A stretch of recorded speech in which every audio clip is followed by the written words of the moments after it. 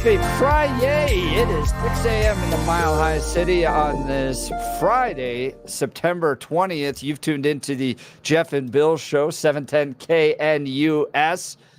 By the way, Mark Crowley spent the entire day updating the lighting system here in the studio. It just looks fantastic. Yeah, it looks wonderful. His back hurts, though. That's I don't blame him. It's awful. It's up and down ladders, and he has to reach above. And yeah, so the studio looks fantastic. We're going to give Channel 9 a run for their money here. Yeah, you and I are going to have to start wearing sport coats. That's going to be awkward. Different weird color sport coats. Yeah, exactly. How come everyone's doing that weird plaid thing? I mean, I get it sometimes, but there are times in a little 70s are back, baby. I know, but there are times it's really funny that how people are leaning into some of the designs. You're like, oh, yeah, I understand the subtleness of some of the colors, but sometimes like, wow, there was a guy that was doing, the NFL commentary over the weekend, and they both had the same little checker design on the jackets. One of them was kind of a dark gray with some subtle blues in it. That was really nice.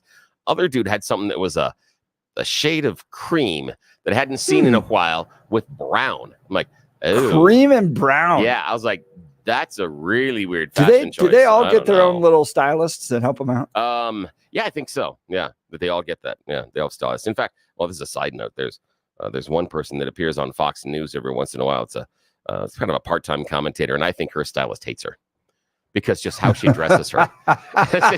She dresses her like she's some sort of like escaped Disney princess from prison. It's just awful. It's as if the stylist every day is like, Disney prison princess from prison. Yes, it's like every day they're like, how can I make her look awful on TV? It's like, how puffy can I make the sleeves? How bad can I make this? Yeah, I think she's pissed off the stylist in some way or another, and so she's mad at him. But yeah, I don't know. We never will get our own stylists. I have no stylist. Well, just ask John Corbliss. He can help us out. Add to his job. There we go. John, there we go. Start dressing us. We have got a whole lot to talk about on the Jeff and Bill Show today. Holy cow.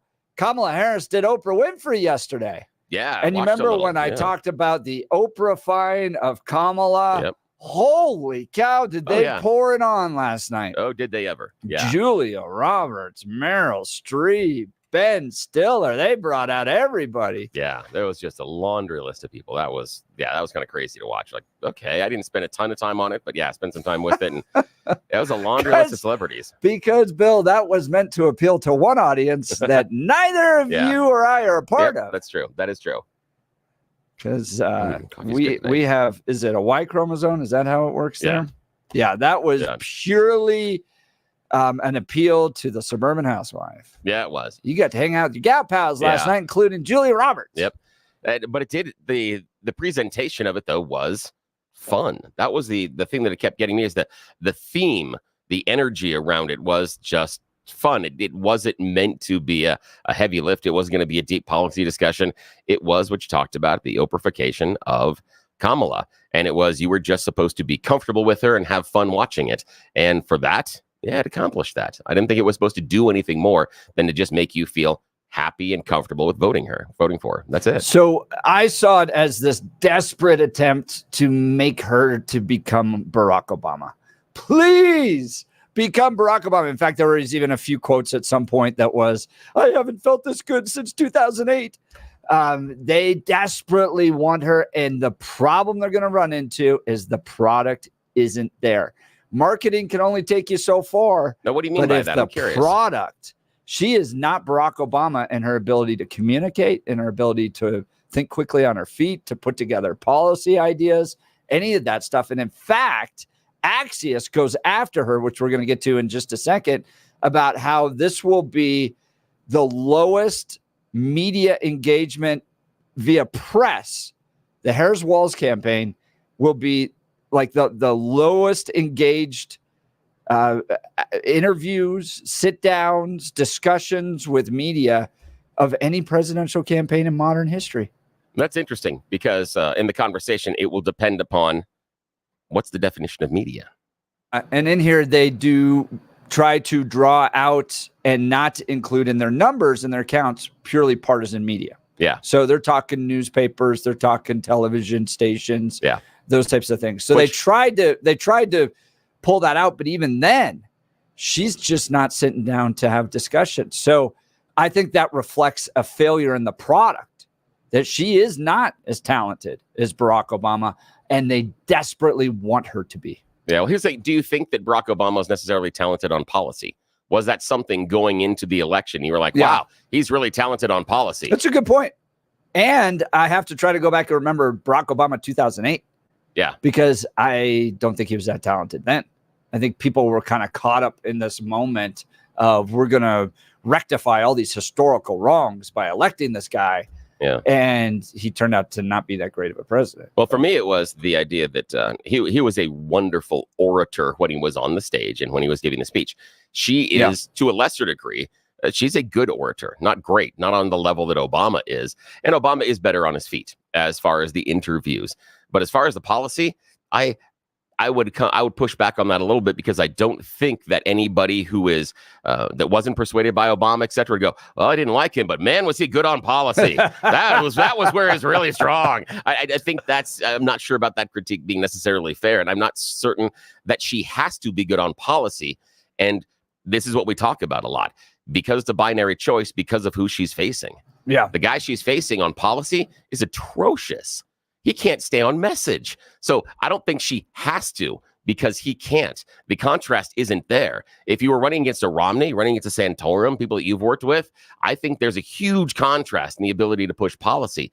Because of who she's running against, I think she doesn't have to. And I'm not saying it's a good thing. I'm not saying Kamala is doing a great job because she's not doing policy. I'm not advocating for it. I'm just saying that in the political landscape at this point in time, because of who she's running against, I don't think she has to be a policy wonk. In fact, I think if she was, it would be a detriment to what she's doing. But we'll talk about it. Yeah, we'll get into all of that because, oh my gosh, what does it say about the American voting population if Kamala Harris gets elected, because she essentially is Oprah-fied.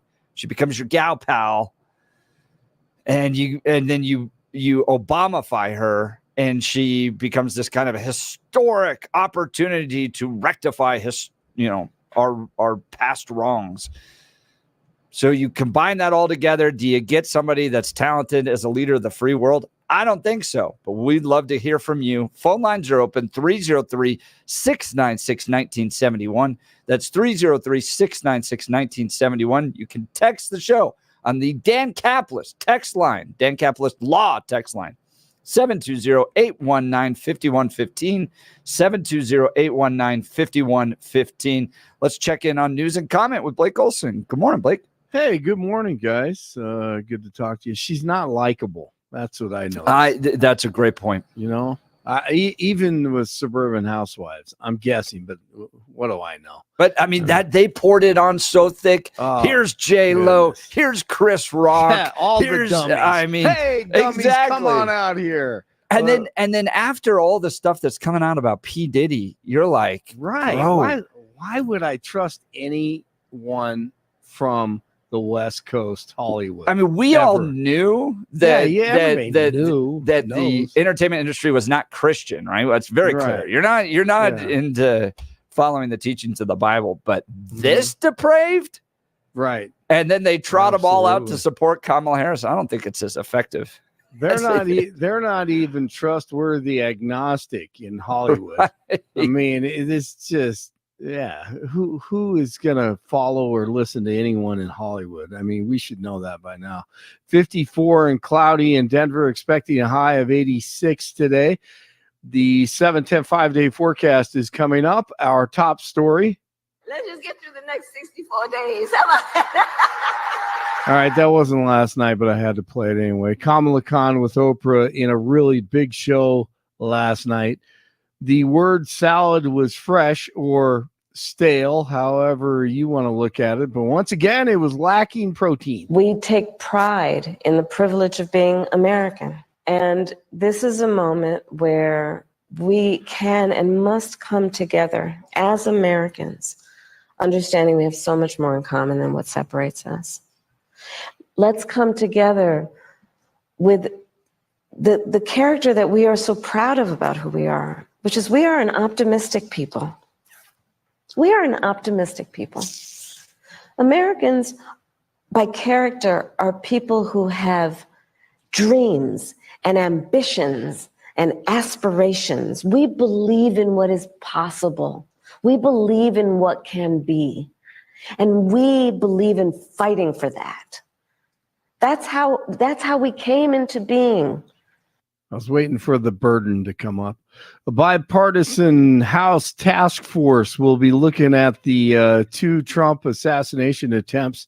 The task force will start by focusing on Secret Service's reliance on state and local law enforcement at the former president's July rally in Pennsylvania, where he was grazed by a bullet to his ear.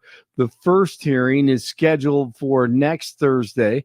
Florida Governor Ron DeSantis is trying to lead their own investigation into what happened last week. The answer is no, they're not being cooperative. Yes, I am concerned. I mean, for example, we were rebuffed. Our investigators were rebuffed just going to the fence line outside of Trump International Golf Club in West Palm Beach. And so I think they've taken the position, they don't want the state of Florida to be involved in this. But here's the thing. There were multiple violations of Florida law across multiple jurisdictions. We think at least 3 judicial circuits.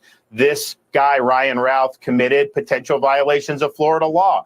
So we have a duty to investigate this. We have a duty to bring the appropriate charges. And we also have a duty to inform the public about how this happened. So I don't anticipate there being cooperative. I think that they've just taken that position. They is the FBI, by the way. Former President Trump is telling the Israeli-American Council that Israel has to defeat Kamala Harris.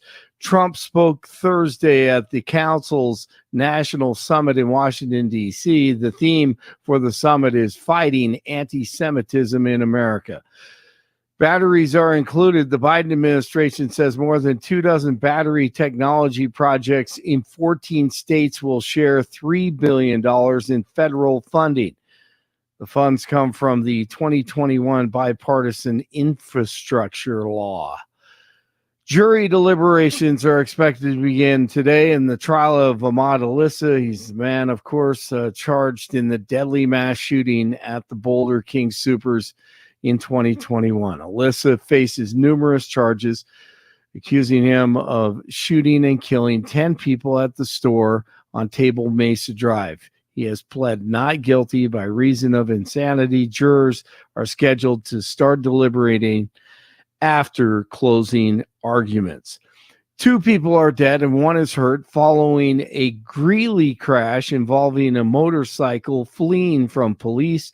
Authorities say an officer with the Garden City Police Department tried to pull over a motorcycle in the 2700 block of 8th Avenue late Wednesday. The motorcycle sped off before colliding with a vehicle at the intersection of 11th and Highway 34. The man riding the motorcycle and a woman in the vehicle died, while the second driver was hospitalized. News brought to you by Lair Fireplace and Patio, Denver's premier source for everything fireplace, patio, and grills, locally owned and operated since 1954, online at lairfireplacepatio.com. 52 in Littleton, 51 in Broomfield, 54 in Denver. Jeff and Billy continue. TGIF. Blake Olson, News Talk 710 KNUS.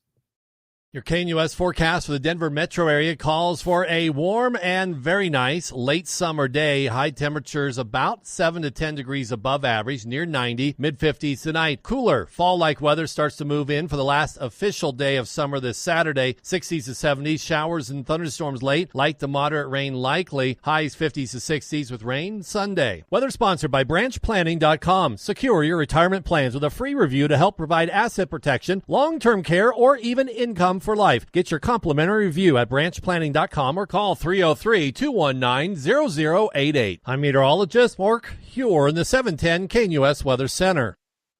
What if this sound actually made you smile, giving you a chance to win gas and groceries for a year. It's the $13,000 gas and grocery giveaway. The grand prize winner gets $10,000 in gas and grocery gift cards. 2 first prize winners get $1,000 in gift cards. And 2 second prize winners get $500 in gift cards. Presented by Branch Planning. Secure your future retirement with a reliable income stream. Get your complimentary review at branchplanning.com or call 303-219-0088. The $13,000 gas and groceries giveaway. Enter today at 710knus.com. What if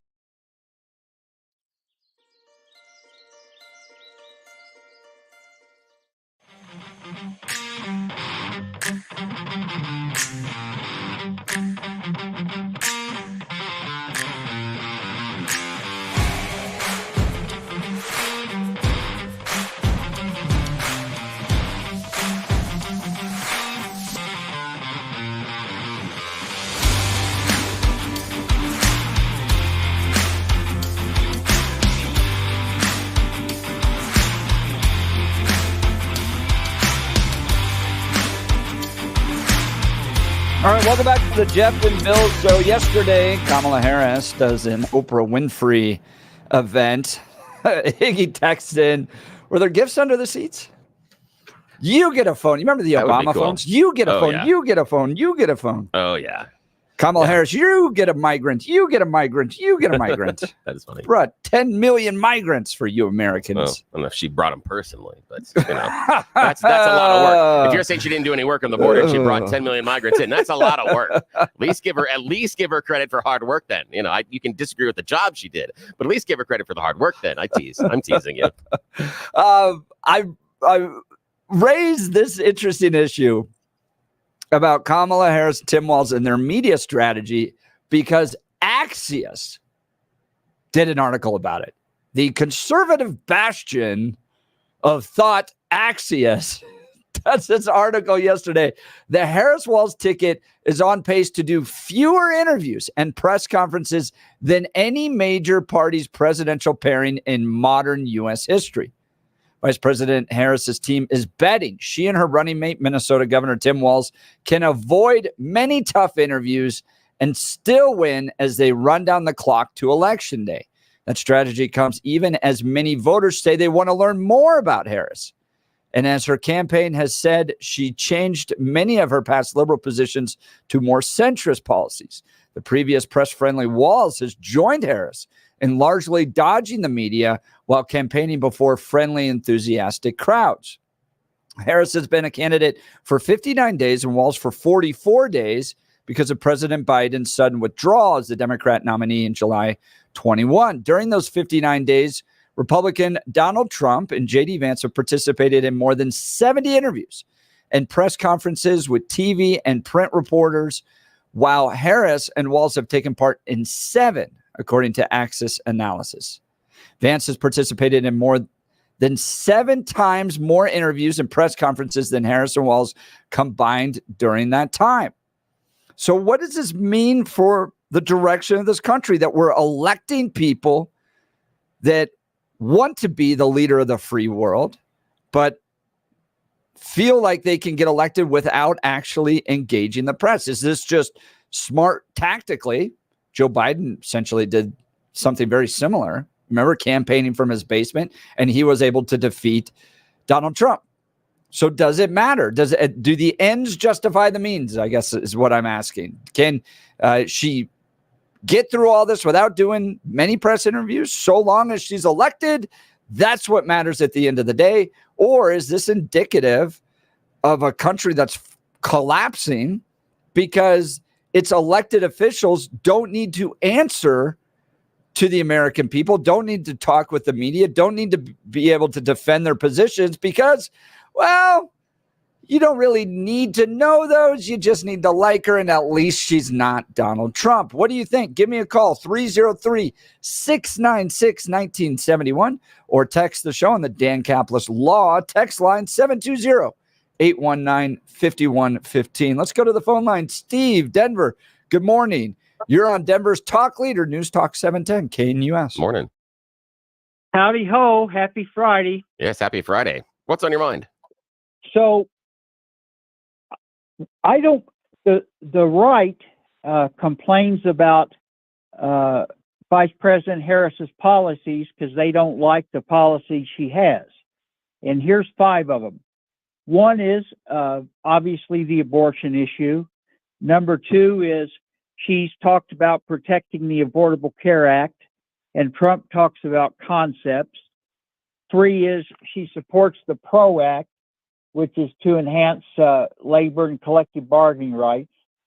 She is much stronger on our ally relationship in Europe, much stronger on Ukraine, and she's for reasonable gun control. Now, the people that support her recognize those, and the constant complaints about no policies, they don't even mention them. Okay. Now, I'll grant that those are policy issues. Do you think that Kamala Harris can defend them well and explain them to the American people? Yes, I think she can do everything Trump can do and more. I mean, he dissembled himself at the meeting yesterday. I mean, he went there and he basically complained about them not supporting him. I think he's a terrible candidate. I don't know if the MAGA world recognizes how bad he is. So I'm going to go back to your statement about Kamala Harris being able to effectively explain these and defend these. Why won't she do media? I don't know the answer to that. That's a good point. That is a very good point. I don't know the answer to that, but that is a good point. Now, Steve, my guess is the reason that Kamala is not doing the media interviews is because she doesn't have to at this point. And what I mean by that is, yes, Trump and Vance have been out there talking to everybody. And let's just take a moment and reflect on the past 14 days, how well that's gone. Not so strong. There isn't a lot of movement that Trump or Vance has created positively in moving the needle for voters based on all their interviews. And part of the reason we're in this issue with Springfield and the Haitians eating the dogs and the cats that's now spilling over into other states like Alabama, rumors about Haitian immigrants eating dogs and cats, is because of an interview done by J.D. Vance.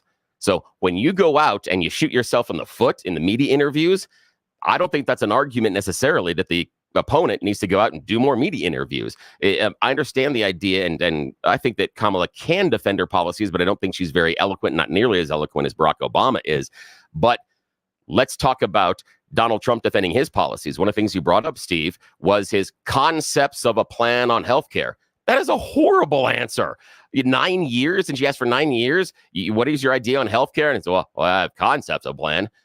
You've had 9 years to do the homework, and you haven't done the homework, is what he was saying in that public forum.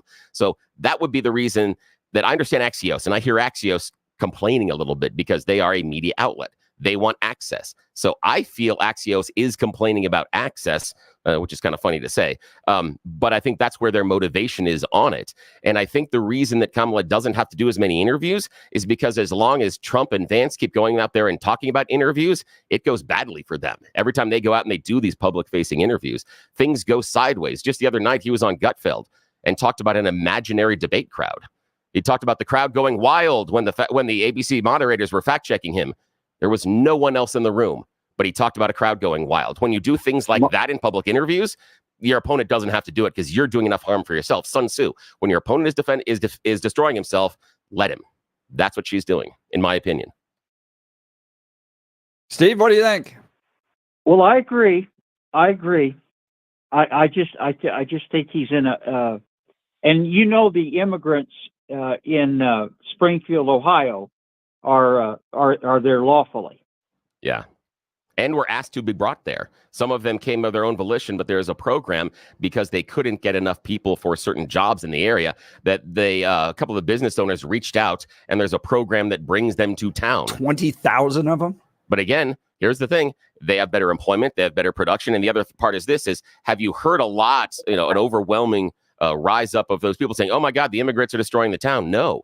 The number one thing there's complaints. There's been complaints at city councils. Yes, there have. And number one complaint is they can't drive. That is the number one overwhelming complaint. And we can acknowledge that. Outside of that, it's fairly minor. All the other things that people are complaining about within reason. Wages have gone up. Housing prices have gone up.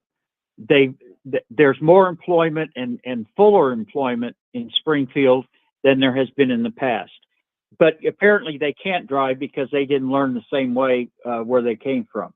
Yeah, and probably when they got driver's license, et cetera, the testing was probably very inadequate, is what I would guess. But that seems to be the other overwhelming complaint about it, is they can't drive at all. Okay, well, I get it. I have teenagers. They can't drive either. I want to get back to this media thing on Kamala Harris here. She's hiding. She's hiding because of who she actually is.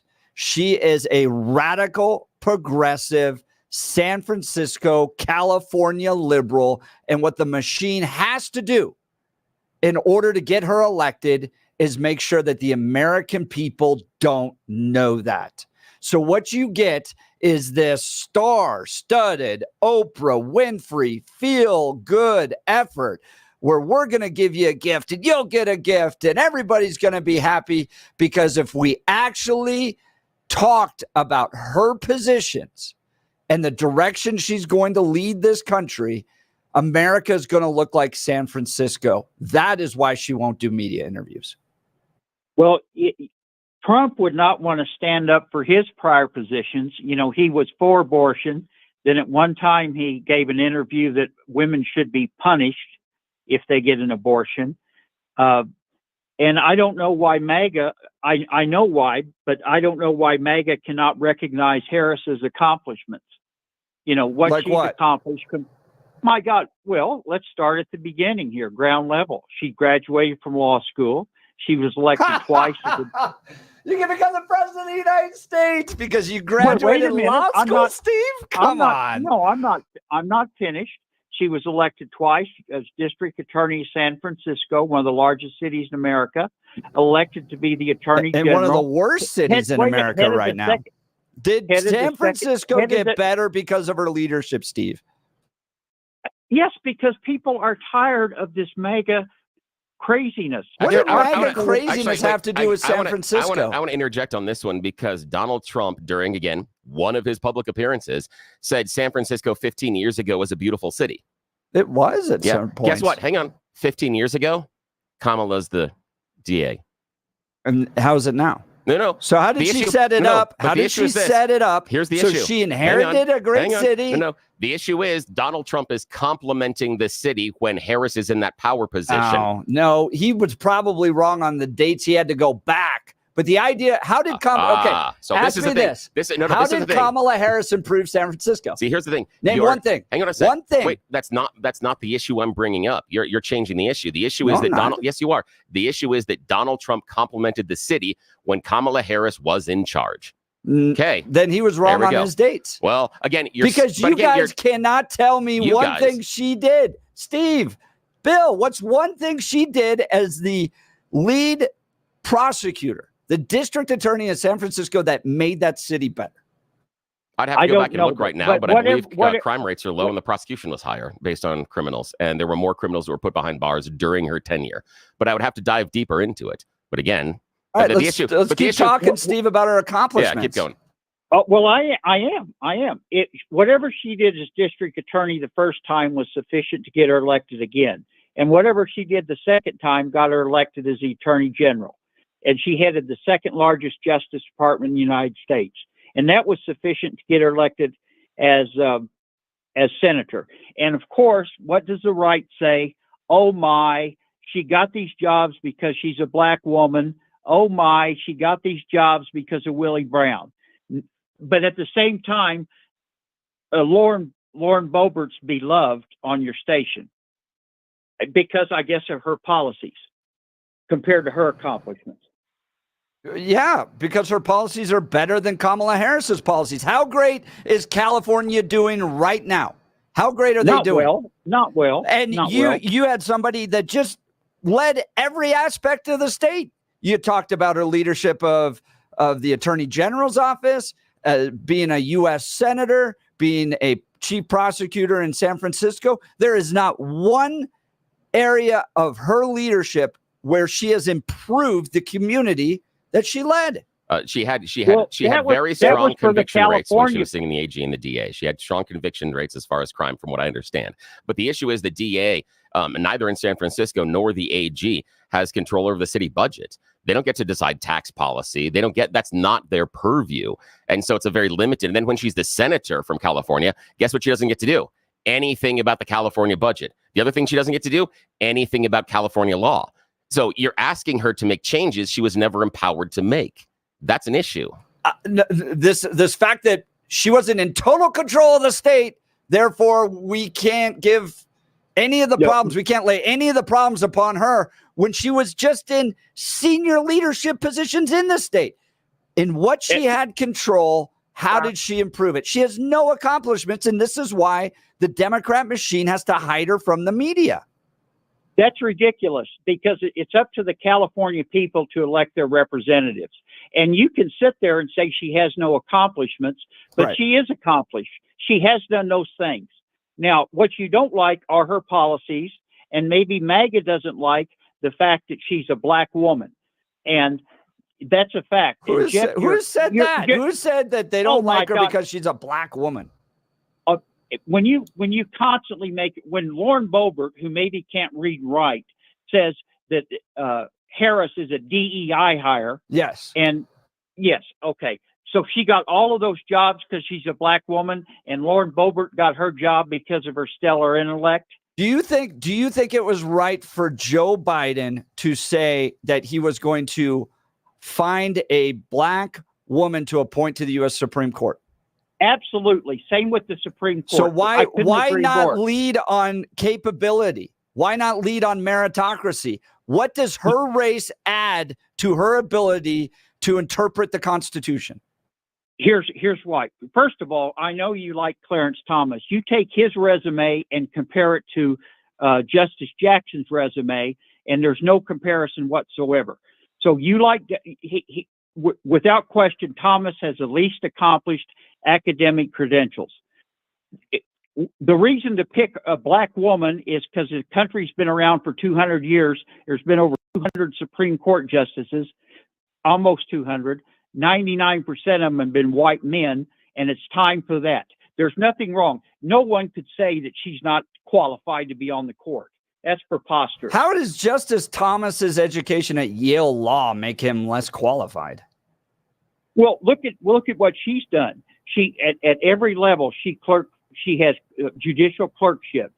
She served as she clerked for the Supreme Court. I'm not talking about Ketanji Brown Jackson. I'm talking about Clarence Thomas. You said that he was not academically qualified to be a justice. He's not as qualified as her based on her academics. He's not as qualified.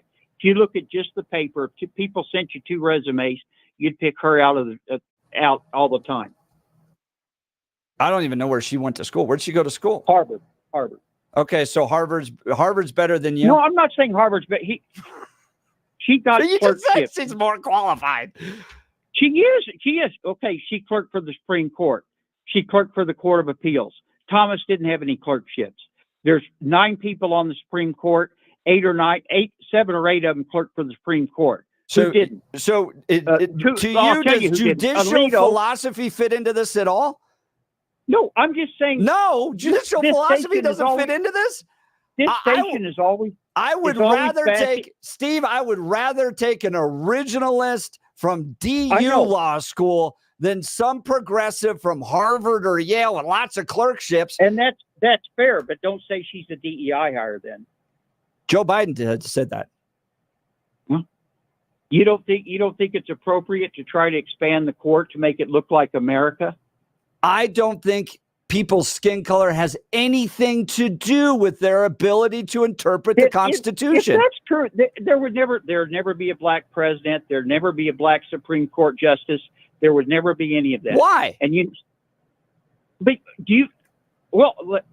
Why? Because it hadn't happened. No Republican has ever picked a black woman for the court. I don't. Saying that because we didn't focus on people's skin color, we are therefore totally focused on people's skin color? All I'm saying, you wouldn't have picked. There's no way that Justice Jackson is not qualified to be on the Supreme Court. That's all I'm saying. But here's the other thing I think. I think, Jeff, you're extraordinarily brilliant, and I think you know Trump's going to lose. But he could be saved by the Electoral College. He will lose a popular vote by a landslide. I don't care about the popular vote. We don't elect presidents by the popular vote. No. All right. So what about your guy down there in North Carolina? How do you think he's getting along? Steve, we're running all around. Yeah, I Steve, we'll have to do that appreciate a different day. That's but that's good. I appreciate the call, Steve. And it's interesting when we get into the idea of the Electoral College, because it's interesting when we've seen other countries try to mirror what the American Constitution does and giving the people the voice and the control of the government. What's the one thing they've never duplicated? None of those countries. States? No, Electoral College. They've never gone to the the idea. Do they have states, though? No, but do the other countries? I mean, because we're the United States I understand. of America. I understand, but other countries could decide that this particular region is like a state. This particular region, they function that way in some ways inside of Italy. If you go from northern to southern Italy, they divide themselves almost by states. And there's that feeling inside of Germany as well, and there's that feeling inside of Spain as well. The Catalonia region is much, much different than some of the other parts in Spain. You go and you go to Madrid versus Barcelona. But you're looking at the founding of our country. Remember the Great Compromise? I understand we were that. Individual states. We were essentially 13 little countries. I understand that. That decided to form one country. Yes, but there are still districts, etc., that could use the idea of an electoral college in another form. Yeah, but no one has. No one has. I'm just saying no one has. But Bill, if you're saying that the complaint is other countries haven't done that, what I'm pointing out is, well, that's because other countries aren't like us. And our founding was essentially 13 little countries that decided to get together, form one big country, and you had to compromise on how those little countries, those states, were going to have their say if they were going to get together and form one big country. Because if you're Rhode Island versus Virginia or New York, why would you join and give up your ability to have control over your little country, your little state, if it means that Virginia can all of a sudden come in and tell you what to do? So there was the Great Compromise. And part of the creation of what makes this country function is the idea that we don't just allow states like California, New York, Texas, the big population states, to tell the rest of the little states what to do all the time. All right, we'll get to the phone lines. Man, that was a fun opening morning. Look, are you a homeowner who's considering selling your home? Let Gay Ribble and the Empower Home team use their database of over 14,700 ready buyers to get you your home sold for top dollar. Many real estate agents make promises, but few have the proof to back it up. The Empower Home team has review after review from families they have served that back up what they say. They net their sellers 6.1% more on average, getting their sellers $30,500 more in their pocket. No matter who wins the election, no matter what kind of market we're in, the Empower Home team brings both experience and track record to help you navigate your home sale and get you top dollar. If your home doesn't sell, Gay Ribble will buy it. That's her guarantee to you. Reach out to my friends and realtors, Gay Ribble and the Empower Home team of Keller Williams. Call 833-301-SOLD, 833-301-SOLD, or go to gayasthebuyers.com, GAYE has thebuyers.com. We'll continue with Denver's talk leader, the Jeff and Bill Show. News Talk 710 KNUS. At this hour, I'm Christina Wyo in Dallas, and here are your top stories.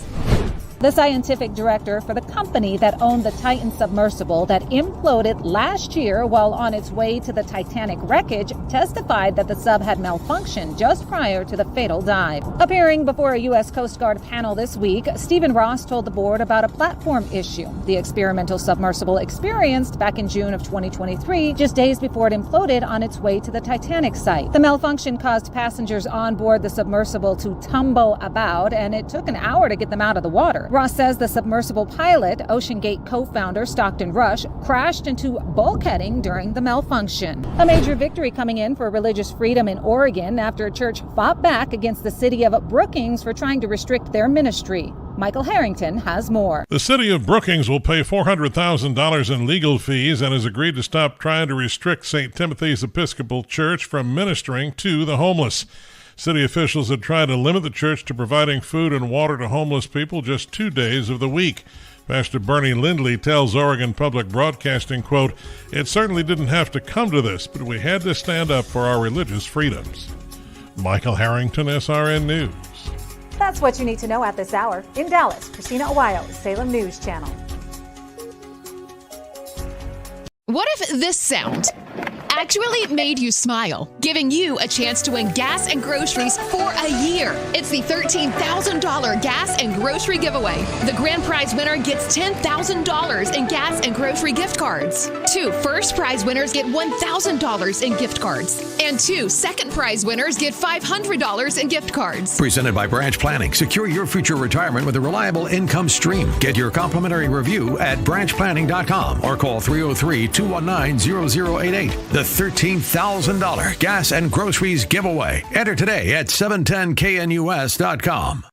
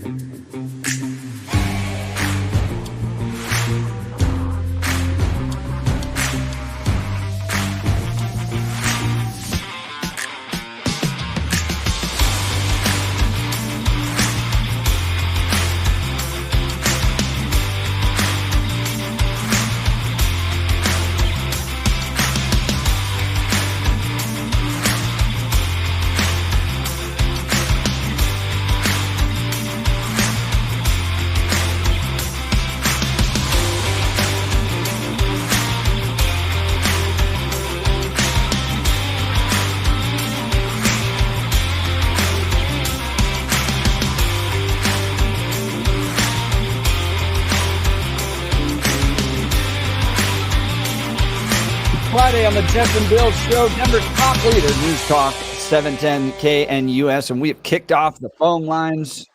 Woo, they are full. We've got lots of text messages. 8913. Just going to school and getting elected are not accomplishments. All of them have done that. Mary from Wyoming. Kamala was unknown before Willie Brown got her elected. You never raised that. Willie Brown used her to stop his corruption investigation. Well, I'm not sure about that one, but here's the thing is that Willie Brown left office for San Francisco mayor in 2004. Kamala reached the DA's office, I believe, in 2003. She then went on to be elected AG twice in Senate. Willie Brown had no position publicly that he could put her in that position. Plus, you don't get to name the AG, nor did he get to name the Senate. Right, People had to vote for her. So this narrative that Willie Brown is the reason she enjoyed success, I'm sorry, I disagree with it. I don't think that can be proven based on what happened inside of her career. But we live in a blue state, and you know that unqualified people, Jenna Griswold, get elected all the time simply because of the party affiliation. And I think that's what happened with her. Yeah, but again, it's not because of Willie Brown. That's where I push back on Mary. I love Mary to death, but I push back that Willie Brown is not the reason. Launched, right? Didn't he help launch her? Put her on boards and stuff like that? In some ways, yes. But however, she still had to go in front of voters. And unless Willie Brown went around bribing all the voters. Like it's a competitive race between qualified people. And in a blue state, you end up with total nitwits that get elected simply because of the party. But again, Willie Brown didn't do it. That's what I'm pushing back on. That phrase, Willie Brown didn't do that. That's it.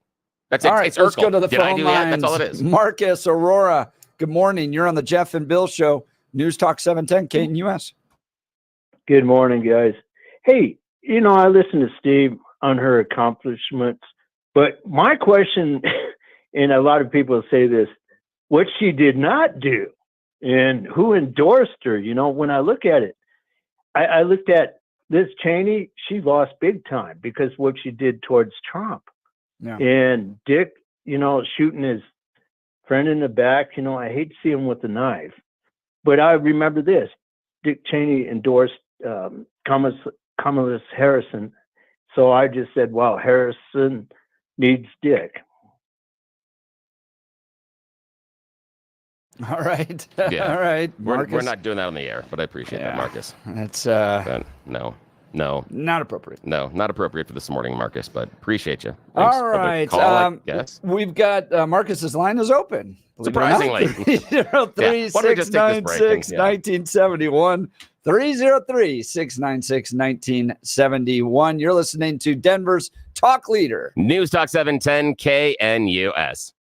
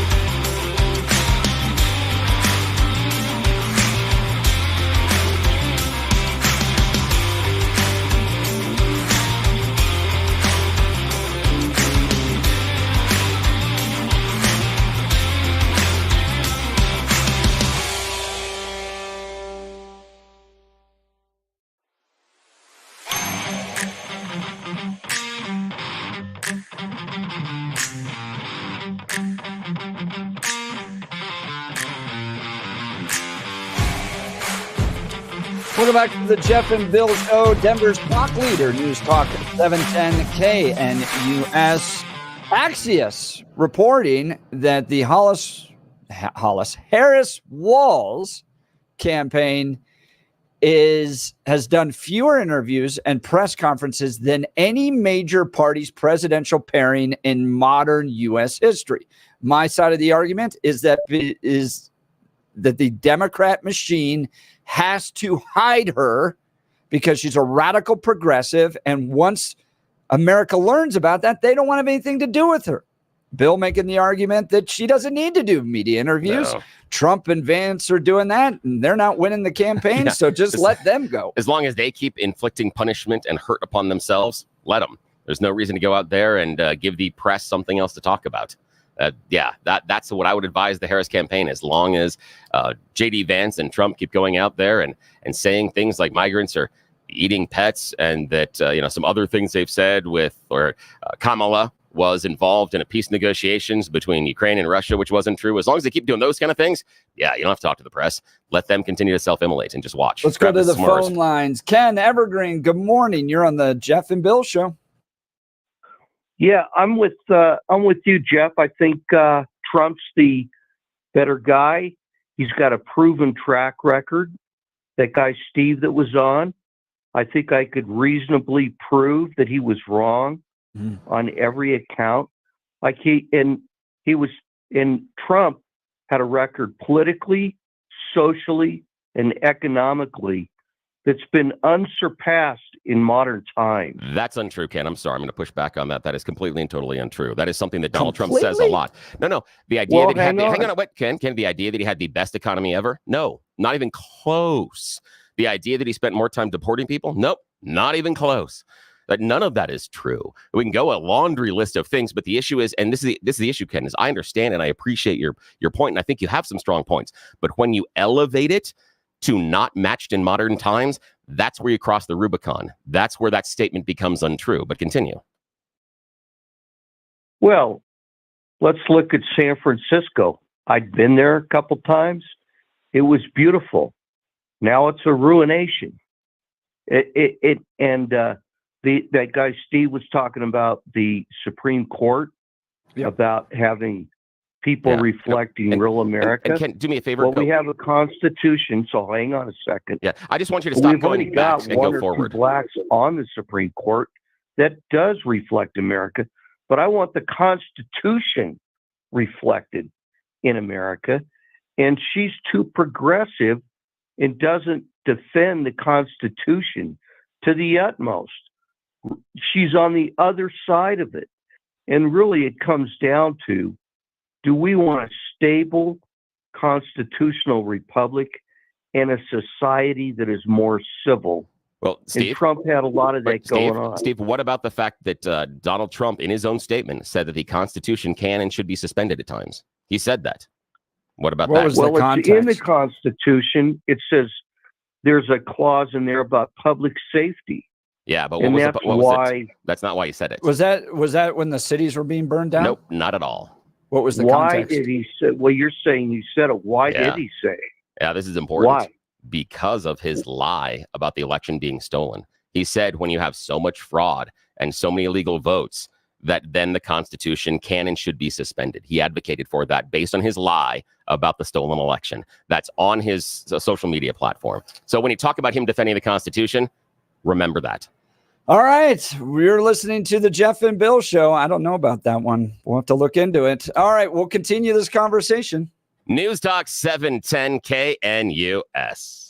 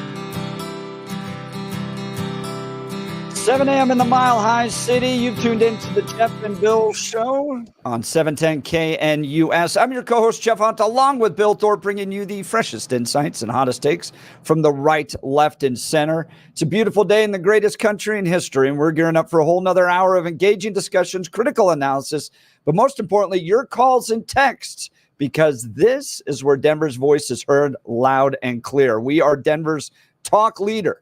So grab a cup of coffee, Denver, and give us a call, 303-696-1971, or text the show on the Dan Capitalist Law text line, 720-819-5115, 720-819-5115. So in reference to the previous hour, right at the very end there, talked about who is better committed to the Constitution. And who was the caller? We've had Steve, we've had Marcus. I forget the name. Yeah, but the caller, Ken saying that Kamala Harris is not committed to the Constitution, and Billy bringing up the tweet on Truth Social, or the post on Truth Social, that said a massive fraud of this type of magnitude allows for the termination of all rules and regulations and articles, even those found in the Constitution. It's December 3rd of 2022 by Donald Trump. Does that mean that Donald Trump's willing to throw out parts of the Constitution? Or is he making the argument that the Constitution's not a suicide pact?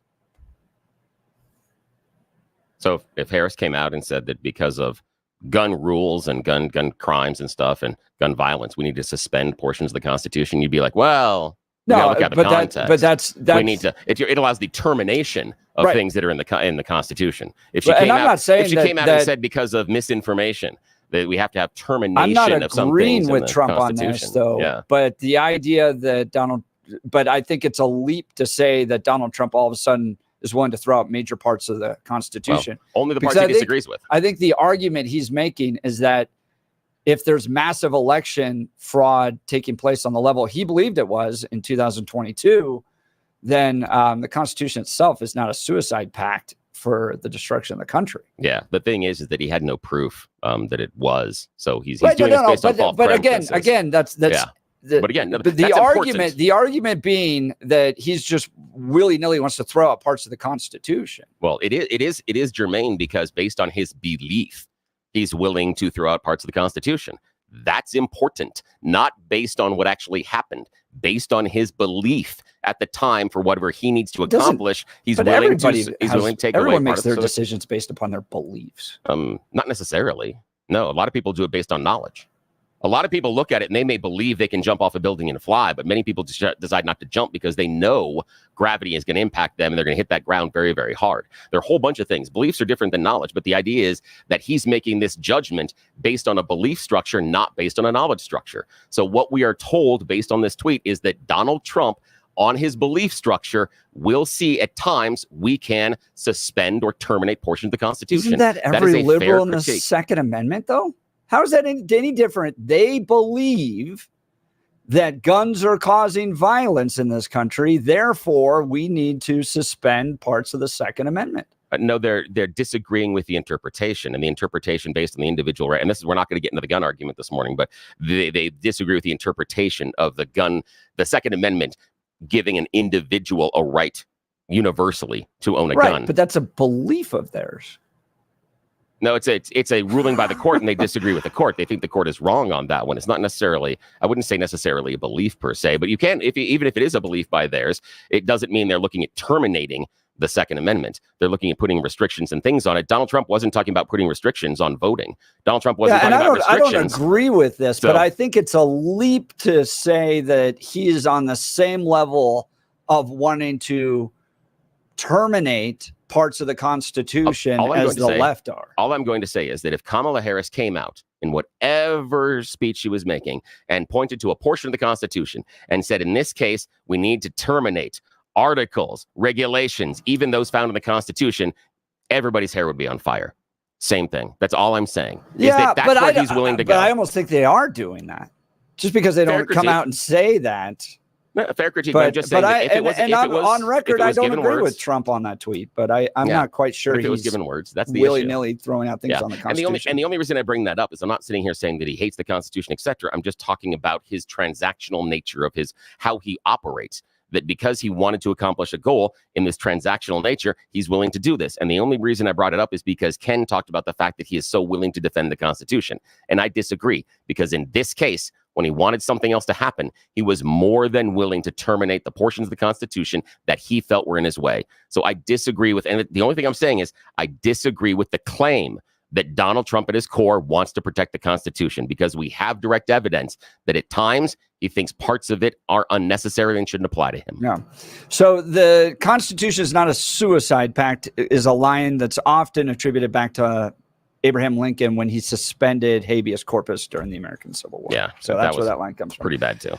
All right. We'll get to the phone lines here in just a second. As you can imagine, if you just tuned in, we're having a spicy morning. This is so much fun. And we've already had to dump one caller.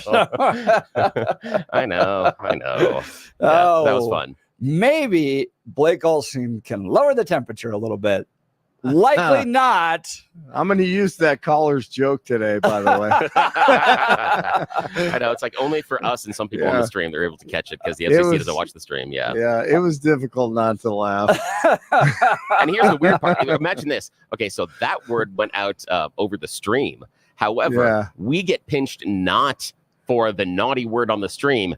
We get pinched for running music that someone puts a copyright claim on. It's such a funny world. Weird. Versus the fact that we can play the music here on terrestrial radio and then we can't say the bad words. But on the stream, bad word, okay. Somebody else says song, no. It's just, what the hell? Oh, well. Yeah, go ahead, my friend. It's not his fault that the Cheney's parents named him that. That's all I have to say. 54 and cloudy in Denver, expecting a high of 86 today. The 7-10 5-day forecast coming up. Our top story. What can be unburdened by what has been. What can be unburdened by what has been. Yeah, great time to break that out on this TGIF. Kamala Cringe almost repeated it. VP Harris on with Oprah, and all of a sudden, the last 40 days, she has become the most patriotic American you've ever heard. Because the people before us understood that one of the greatest expressions for the love of our country, one of the greatest expressions of patriotism, is to fight for the ideals of who we are, which includes freedom to make decisions about your own body, freedom to be safe from gun violence, freedom to have access to the ballot box, freedom to be who you are and just be, to love who you love openly and with pride, freedom to just be. And that's who we are. We believe in all that. And so this is a moment where we stand knowing what we are fighting for. We're not fighting against. It's what we're fighting for. Thank you. Oh my God. Can I vomit? Did you vomit? How many buckets of vomit could you? Oh my God. I almost don't have words to describe how bad that is. So first of all, she has no context in what the principles of the founding of this country are. All right. The founding fathers were not fighting so you could have the freedom to terminate your own offspring. That idea is not in anywhere in the founding documents. Okay. We came from England so that we could terminate our own offspring. Come on. Yes. And then did you catch the lines about freedom from gun violence? Okay. Right. So if you look at that, if you look at the Second Amendment that way, toss the Second Amendment. Right. Just throw it out. Because she is about fundamentally transforming this country. No question. She hates the Constitution. She hates it. She wants to everything that this country was and is and has built. No doubt. Built on racism and sexism, and Kamala Harris's election is going to upend all of that. She wants to fundamentally transform this country. No doubt. And to hear her put that word salad together of freedom in an effort to try to make you feel good about it.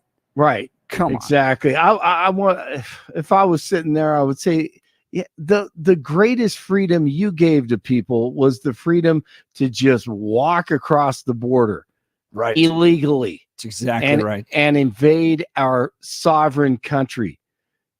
Idiot. This is incredible. The New York City COVID czar, Dr. Jay Varma, here we go again, who got the mayor to create vaccine mandates and basically shut down the city in 2020. Remember 2020? Captured on an undercover video stating that he hosted sex parties during that time and bragging about the power and influence he had. Steven Crowder's undercover unit exposes the corrupt bureaucrats once again. That was what we did during COVID because in August 2020, all of our friends, people were friends, except we were all just play Poly World, and we was just head down. And so I did a whole testing protocol for everybody. It was a relatively small. I mean, small as in no COVID test. It was 10 to 12 people. This dude's so creepy, and it's just amazing. I mean, he really did, for the most part, shut down the city, and really you can look at it and shut down the country. Crowder confronted him and had a conversation with him later, and he had no remorse. And what's amazing to me, you got Steven Crowder and all these guys, independents. This is the stuff that the actual journalists and media companies around across the country, this is what they should be doing, but they don't. And we know why. And just another example of it. It's just amazing. I know it was hard to hear the audio, but the entire thing is incredible. A bipartisan House task force will be looking into the 2 Trump assassination attempts. The task force will start by focusing on, yes, the Secret Service and the reliance on state and local law enforcement at the former president's July rally in Pennsylvania, where he was grazed by a bullet to his ear. And by the way, remember 10 days later, they cremated the body of the shooter, of course.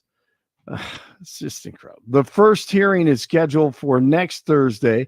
Florida Governor Ron DeSantis is trying to lead their own investigation, but the Fed is not cooperating on Fox News Channel last night. The answer is no, they're not being cooperative. Yes, I am concerned. I mean, for example, we were rebuffed. Our investigators were rebuffed just going to the fence line outside of Trump International Golf Club in West Palm Beach. And so I think they've taken the position, they don't want the state of Florida to be involved in this. But here's the thing. There were multiple violations of Florida law across multiple jurisdictions. We think at least 3 judicial circuits. This guy, Ryan Routh, committed potential violations of Florida law. So we have a duty to investigate this. We have a duty to bring the appropriate charges. And we also have a duty to inform the public about how this happened. So I don't anticipate they're being cooperative. I think that they've just taken that position. Yep, I don't expect them to be either. A man is pleading guilty to charges connected to a crash last December that killed a Broomfield mother and her teenage son. Authorities say a Toyota Tundra crashed into a Mazda CX-5 at Main Street and Miramonte Boulevard in Broomfield. The accident killed Melissa Powell and her 16-year-old son, Riordan, and the driver of the Toyota, Jose Menviar, was arrested on multiple charges. Menviar pleaded guilty Thursday to 2 counts of vehicular homicide. All right, college football tomorrow. CU at Baylor, UTEP at CSU as they try to bounce back after their loss to CU. Wyoming at North Texas and UNC at Stephen F. Austin in beautiful Nacogdoches, Texas. I'll be down there. 52 in Littleton, 51 in Broomfield, 54 in Denver. Jeff and Bill continue on Friday. Blake Olson, News Talk 710 KNUS. Your KNUS forecast for the Denver metro area calls for a warm and very nice late summer day. High temperatures about 7 to 10 degrees above average, near 90, mid-50s tonight. Cooler fall-like weather starts to move in for the last official day of summer this Saturday. 60s to 70s, showers and thunderstorms late, light to moderate rain likely. Highs 50s to 60s with rain Sunday. Weather sponsored by branchplanning.com. Secure your retirement plans with a free review to help provide asset protection, long-term care, or even income for life. Get your complimentary review at branchplanning.com or call 303-219-0088. I'm meteorologist Mark Huer in the 710 KNUS Weather Center.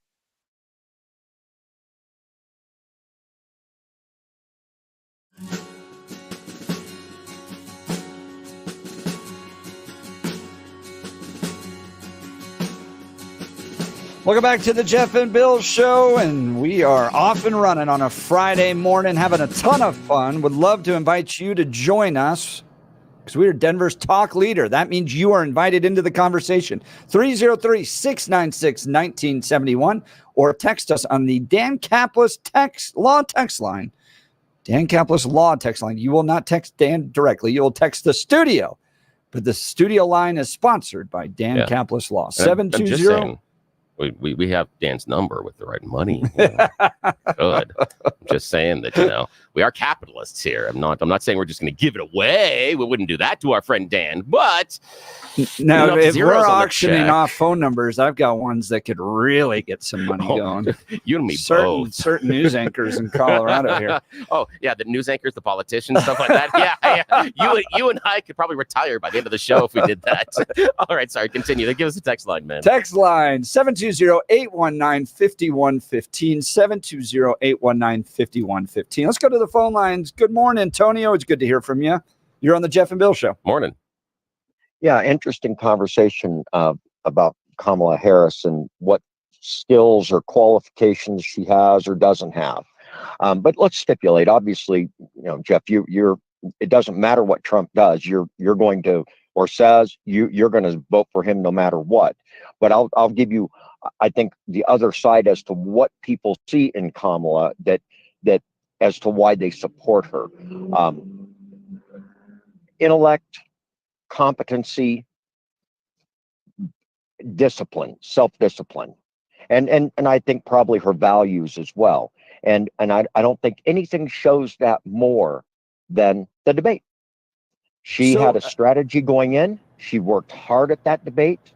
She knew that she could lay down grenades one at a time, and Trump couldn't walk away from him. He couldn't walk away. He had to bite on every single one of those and then humiliate himself ultimately. And I know you and Donald Trump think he won, but you're about the only two that think he won that debate. And the polls since the debate have shown that. Tony, with Kamala's intelligence, as you talk about her character, her capabilities, why is she on pace to do the fewest interviews and press conferences of any major party's presidential pairing in modern U.S. history? You know what? I think Billy's probably onto something here, and that is, at this point, she doesn't need to. And she's in whatever audience. But why wouldn't you want to? Why wouldn't you want to talk to the American people? Why wouldn't you want to connect with them? Why wouldn't you want to share your vision? Because polls are showing. Hold on, Tony. Polls are showing that people don't know that much about her and want to learn more about where she stands. Why wouldn't you do that? All right. So, just stop right there. So, let's also stipulate that the people around her and the people around Trump, his team is excellent. Her team is excellent. He won't comply with what his team is telling him to do. She will comply with what her team is telling her to do. And she still has to lay out more economic plans in more detail before the election. But right now, what she's doing is working. And so they don't need to break anything. They just can continue. Let's use it. Billy pointed out, Trump is exploding at every turn. Think about this Sunday morning, 10:23, wakes up, sends out this crazy one-line tweet. I hate Taylor Swift. Oh, I loved it. It was a joke. I know by you the do. way. It was Of course a joke, you do. but See, yeah, that's no, the- he all right, slays right these, there's the difference. He slays these sacred cows in our culture. He has no fear. All right, I love it. You, Yeah, all right, Swifties so didn't let's take it stay as a right joke. there. I'm just saying That's the what you. Swifties That's did what. not take it as a That's joke. what you like. Careful. That's though. what you Yeah. like. You think he's being politically incorrect, and you cheer that. You're excited about that. Yeah. A lot of people are deeply offended by that, and can't even go back in history and find If a you're president deeply who's- offended about his comments about a pop star, then check yourself. No, don't twist it. I know there's only so much time, but don't twist that. The point is, after the debate, he got on and gave a fairly reasonable response to her supporting Kamala. He said, well, how could she possibly have supported Biden? And so, she is a Democrat. She's eventually going to come around to Kamala. It makes sense. Probably will cost her a little bit of business, though, in the marketplace. Okay, fairly reasonable. But after he stews about it, and he realizes the damage that it's done, 400,000 people go out and register like in 24 hours. And he stews about it. Then he wakes up on Sunday morning and he has absolutely no self-control, Tony, no I gotta advisors ask you around a question. him. I want to go back to Kamala Harris and the press thing. I got to ask you a question about this. Okay. Now, we all know it has been proven over and over again that the media is overwhelmingly progressive. Like 80, 90%. Nobody in the newsroom donates to Republicans. They're all progressives. Okay. Kamala Harris won't sit down to take questions from people like that, yet we expect her as the president of the United States to take on Xi, to take on Putin, to take on North Korea. She won't even sit down and have a conversation with media that's totally in the tank for her, Tony. Fine. You say in the tank for her.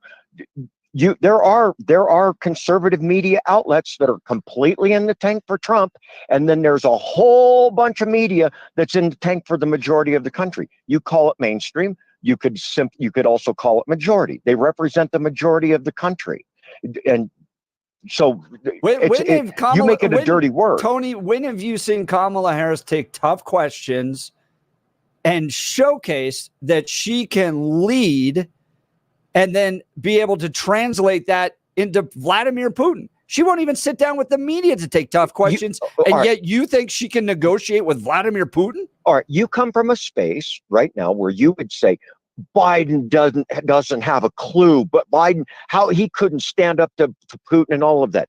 I come from a space that will say, and I think historians will back this up, he's handled foreign affairs particularly well, and the economy particularly Was well. Afghanistan on that list of particularly well? Afghanistan was a cluster for a number of reasons, but the two big wars that are going on, his response has been impeccable. There wasn't a better response to them. You come from a different space. I come from the space that says that's right on, and she supports those two positions on those two wars going on in the world. So yes, I think she's the right one. Trump scares me.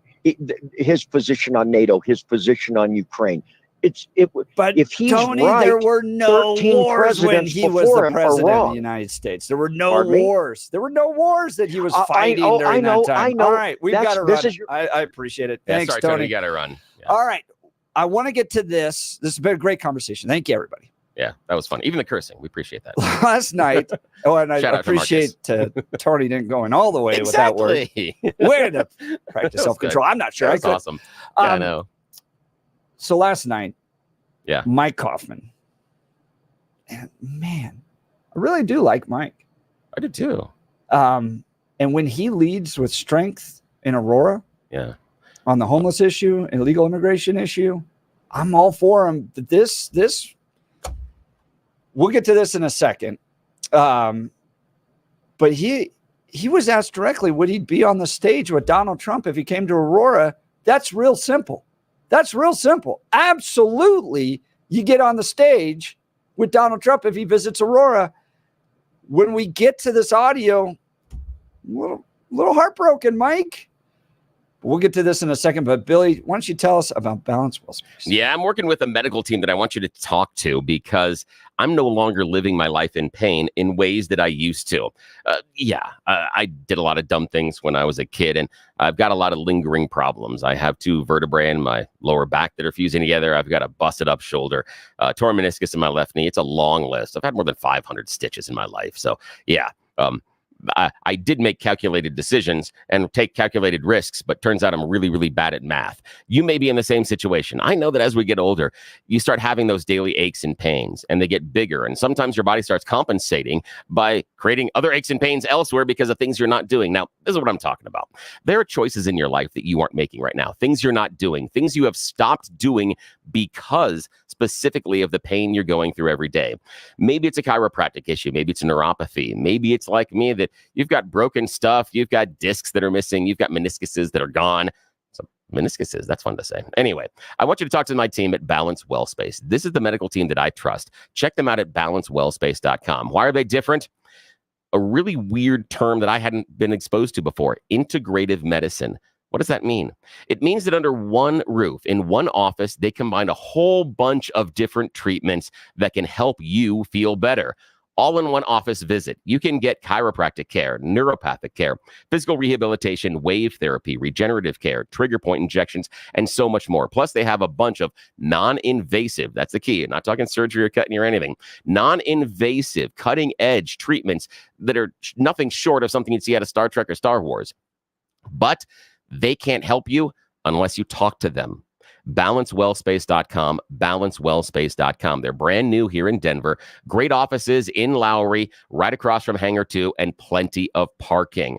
This is what they do. You go in and you talk to the team, Dr. Julie, Dr. Jez, Christy, Sarah, B, and they ask you about what you're dealing with. And then also, more importantly, what are you not doing? Because this is about goals and getting you feeling better.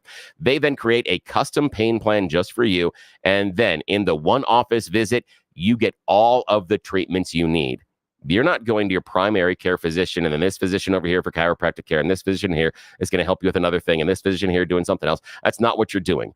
You can still even hang on to your primary care physician. That's fantastic. Keep doing that. But take all the rest of them off the table and enjoy integrative medicine. One office visit, one time, and get it all knocked out. You just go from office to office to office and deal with the entire medical team. The best part about it is every couple of weeks, they talk to you and they talk to each other and reevaluate your care. In your current medical treatment, they're not doing that. They're not getting together and having a conference call about you. This team meets in the same office and they talk to you and they talk to themselves about what's going on and what changes they need to make. They've made some adjustments in my care and it's nothing short of remarkable. Right now, as I sit here talking to you, I'm regenerating part of a disc in my lower back. I am also regenerating the meniscus that is in my left knee. I wasn't able to do that years before until I found Balance Well Space, and the difference in my life is remarkable. My left knee, the bum knee, is now my strong knee. I found myself in bar trivia the other night leaning on my left knee. That's crazy. I never would have done that years ago. And that's the change they can make in your life. I want you to experience the difference that it is not living with pain. You don't have to have this every day, just like I'm not living in the pain that I was living in for years. But you've got to talk to them first. balancewellspace.com, balancewellspace.com. I want you to experience the same change in your life that I am going through right now as you and I are talking. But they can't do it unless you reach out to them. balancewellspace.com. And do me a favor, tell them you heard about them here on Jeff and Bill.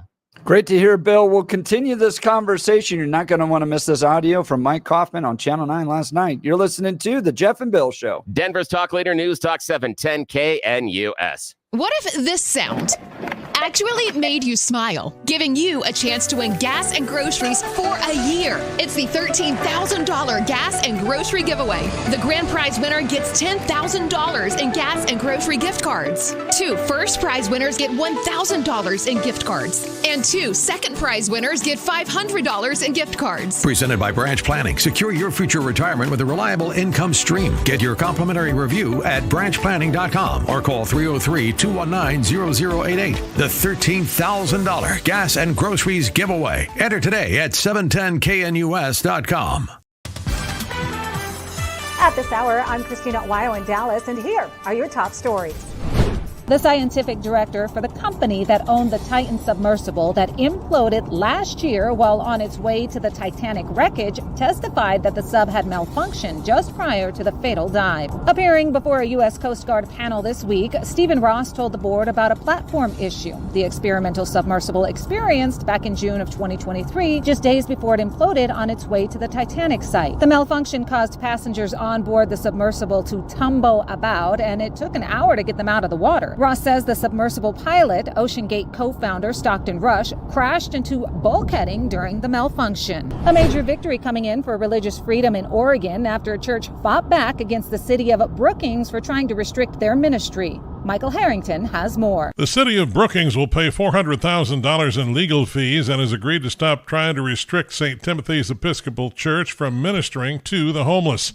City officials had tried to limit the church to providing food and water to homeless people just 2 days of the week. Pastor Bernie Lindley tells Oregon Public Broadcasting, quote, "It certainly didn't have to come to this, but we had to stand up for our religious freedoms." Michael Harrington, SRN News.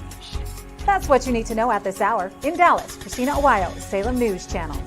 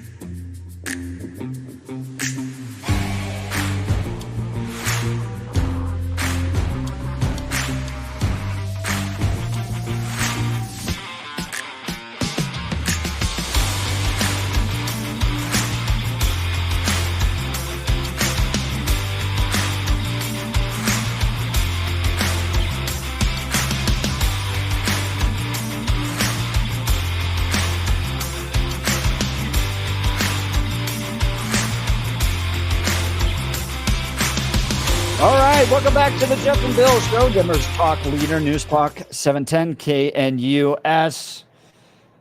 Donald Trump's supposed to be coming to Aurora in the next 2 weeks. We don't know when, where, how, but cool. I want to be there. Hopefully, maybe we can get an interview. We could talk to the people that were there. It'll be a ton of fun. And that's in a big part because we're not a blue or red state or even a purple state anymore. So we're ignored. It'd be a lot of fun to be there. Hope we can get there. I feel like I'm back in middle school again. Just all the cute girls looking at other places, people. Yeah, exactly. Not me. Yeah, I know. And that's what's happened to politics. But we get a chance to have Donald Trump here. And Mike Kaufman was asked about it. Mike Kaufman, the mayor of Aurora, on Channel 9 yesterday. No matter where it would happen, though, Kaufman told me he would not be part of it. Well, what I hope to do is maybe not be on the stage with the president, but to be able to show the president, to offer a tour of my city. Would you stand on stage with him? Those are campaign rallies. I would hope that I could meet with the president, but I don't necessarily need to attend a rally with the president. It's so painful. It's so painful. So first of all, that's a very easy answer. You're a Republican. He's a Republican. He's the top of the ticket. You're not joining his administration. You don't have to agree with everything he ever does. But yes, absolutely. You get on the stage with the guy.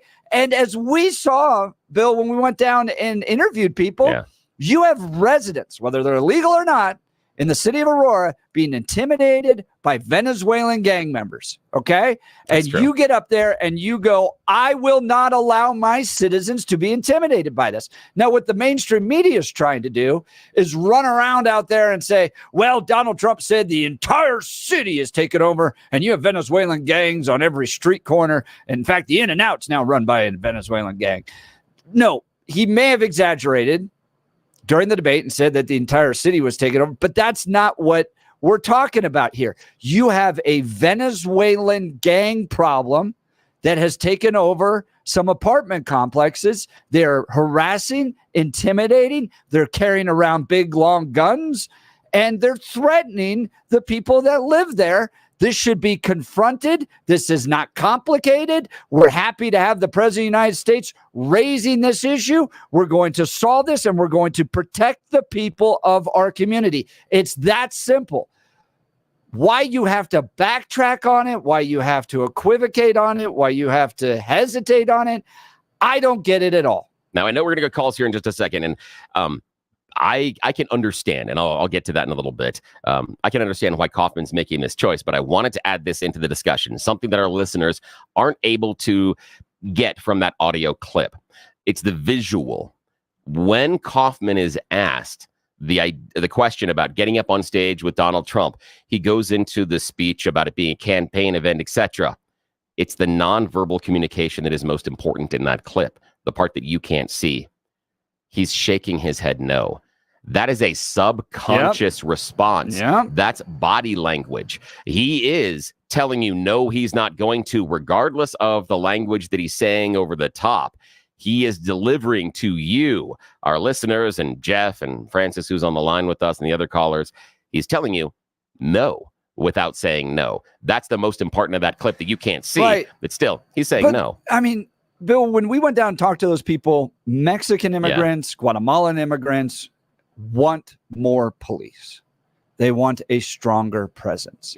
You, Mayor Kaufman, by simply addressing this issue and being strong on it and saying, we are not going to allow our citizens to don't get pulled into the Channel 9. Well, he said the entire city is good. Well, Channel 9 also said that this was just a landlord dispute. Okay. Yeah, and a code violation. There are people whose lives are being threatened that are going to respond positively to strength in leadership right now, which is what Donald Trump brings in this situation. Kamala Harris, open border, allowing these problems. Mike Johnston, Jared Polis, the whole sanctuary city. It's the weakness of our political leaders that are creating these problems by responding in strength, by standing with the president. You are going to be better applauded, better appreciated, better received in the city of Aurora than running from this situation, in my opinion. Yeah, That's my thoughts. And I'll get to mine. We're going to talk to Francis here in a second, and I'll tell you why I actually think it's, while I agree that, yes, I believe that if you're wearing the Republican jersey, you probably should be up on stage with Donald Trump.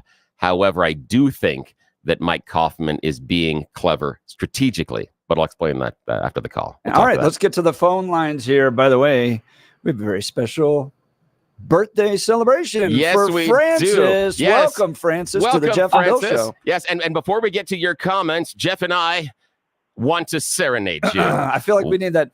Yeah, here we go. Happy birthday to you. Happy birthday to you. Happy birthday, dear Francis. The great caller, Francis. The great caller. Happy birthday to you. Very happy birthday from the Jeff and Bill Show. Thanks for participating, man. How are you doing? That was hilarious. That's great, you guys. That actually might just have made my day. Oh, that makes me really sad that what you have planned for the rest of the day, if that's the highlight. But I love you. Thank you. No, thank you very much. It's very kind of you guys. Hey, okay. Well, gosh, now you got me all rattled. Here's the deal. I think it would make sense for Kaufman to just get up there with Trump for a period of time, just swallow his pride and his dignity and be a part of the circus, even if it's, where you're cleaning up the elephant poop.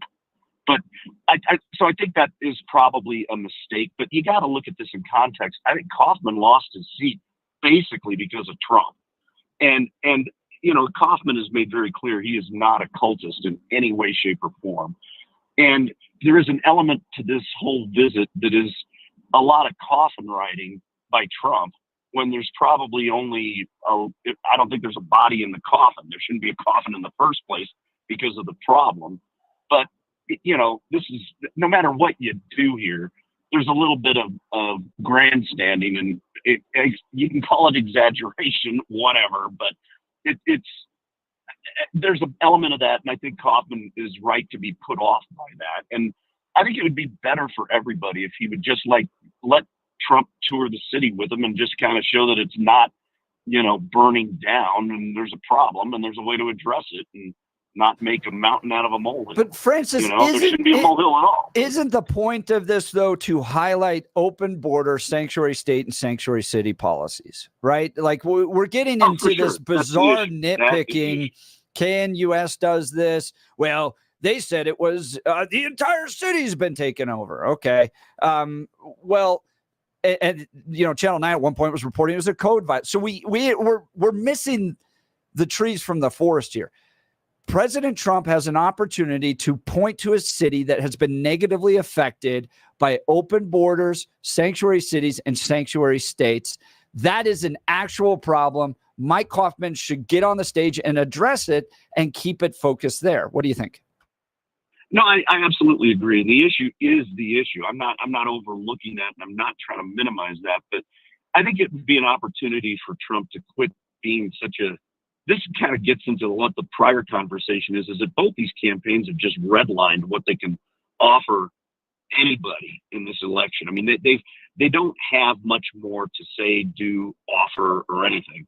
And I think it would help Trump to actually get a little more, I don't want to use the phrase, but I'm going to use the phrase granular and not so sweeping and ultimate qualifiers. And just go and say and look and see and say, look, this is a great city. It's got a problem. The problem shouldn't be here at all. Maybe I over-exaggerated it for illustration's sake, but it's here, and I have a solution. And then I would respect him. But instead, just these, everything's going to hell in a handbag. It doesn't hold water, and everybody knows it. Everybody knows that. Do you think they do? I think a lot of, look, we're in the last 50 days of a presidential election. I worked on one in 2012, back when Mitt Romney was claiming Barack Obama was going to, its second term of Barack Obama was going to irreparably harm this nation, that type of thing. So we're in the fever pitch. We are definitely in the fever pitch, but I think Mike Kaufman hesitating about it was the wrong move. He doesn't have to jump all in. He doesn't got to put on a MAGA hat and get up on stage. But this is about the larger national issue of open border sanctuary states and sanctuary cities. Francis, what are you going to do for your birthday? I'm planning a golf tournament, and my car wouldn't start this morning, so I'm now Ubering into the tournament. And me Ubering into a golf tournament is just silly on so many levels because it doesn't make a lick of sense. It just doesn't. Well, at least you didn't get arrested heading to the golf tournament like another golfer did. Well, best of luck out there. Hope you get a hole-in-one today, Francis. Yeah, exactly. And remind them that because it's your birthday, you get an automatic 3 extra mulligans. Just because. Okay. Yeah. I should. You should. Absolutely. Absolutely. I'm going to play this up. Yes, you should. You should, my friend. Tell us how it goes. Have a great weekend. I appreciate you and happy birthday. Want to talk to you about my good friend Dan Caplis and Dan Caplis Law. I've known Dan for well over a decade. This guy's pro-life, pro-family, pro-America. He's the real deal. That matters because who you choose to represent you in an injury case says a lot about you to everyone involved in the case. You hire one of those ambulance chasing dudes in an injury case. It sends a message that maybe you're not serious about this. Dan Caplis is serious. He's serious on the values. He's the son of a police officer and a former seminarian who's dedicated the last 40 years of his life to helping people who are hurt in serious motor vehicle crashes, but he's serious about winning. Dan is believed to be the only lawyer in Colorado history to win 5 straight multi-million-dollar verdicts in Colorado crash cases. Dan is also believed to have won the largest truck crash verdict in Colorado history. He's so trusted.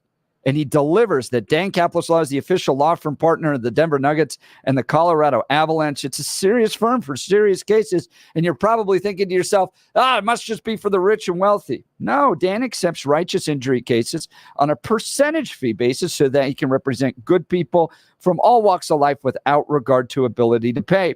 If you need Dan's help, even if you don't right now, why don't you just put his phone number in your phone? You get in that car accident, you get hurt, you don't want to be scrambling. You can call Dan immediately, 303-770-5551, 303-770-5551, or hit dancaplisLaw.com. That's Dan, CAPLIS law.com. Questions to the listeners.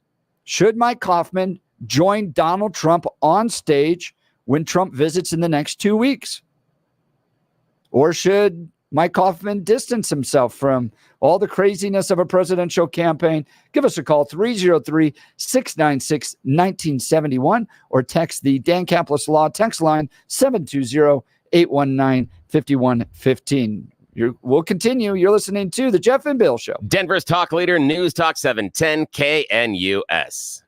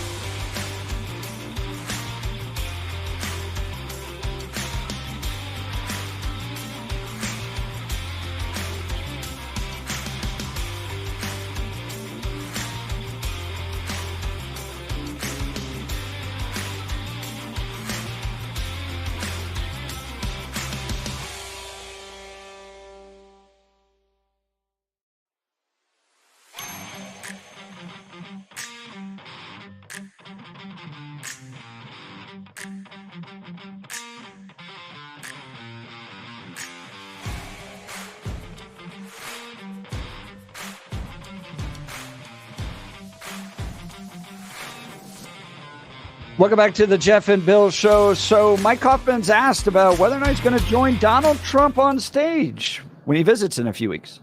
No matter where it would happen, though, Kaufman told me he would not be part of it. Well, what I hope to do is maybe not be on the stage with the president, but to be able to show the president, to offer a tour of my city. Would you stand on stage with him?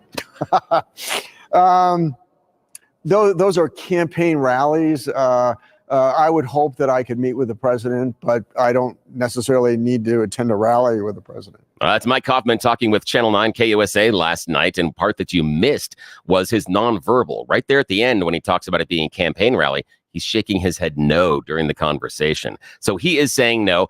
Jeff feels that because he's wearing the jersey, he needs to get up on stage with Donald Trump, and I would agree because he's wearing the jersey. However, I understand the strategy behind why Kaufman wouldn't get up on stage because we've all had that friend or that instance where maybe you're hanging out there and you're at the game and your friend turns to you and it's like, here in about 20 minutes, I'm going to go streaking on the field. And you're like, I'm going to go see what the hot dog stand. You're going to get far away from them because of what's going to happen, because of the collateral damage, because of the backdraft, because of the blowback. And my opinion is that Kaufman is doing this strategically because of what Trump has the propensity to say on stage. That when he's up there, if he starts saying the entire city of Aurora is being taken over by gangs and you guys can't do this and this, and then he talks about the people eating the pets from the Haitian immigrants and he talks about other cities, he gets to leave. Kaufman has to clean up the mess. As Francis was talking about, I believe, and he talks, or was it Tony talking about the elephant droppings on stage? It's kind of the idea that I think he's trying to create separation because he doesn't want to have to answer those questions for the next 2 weeks from local media on why did he say this? Do you agree with him? Do you agree with him? He's trying to distance himself rather than pulling the Kamala Harris strategy, and just not talking to the media because that's what you'd have to do. And that's my opinion. I only see Republicans doing this. I never see Democrats. You have things that Kamala Harris has said in her past, things she says now, and you have this all-in effort. And in politics, I just think you go all in, you go through it.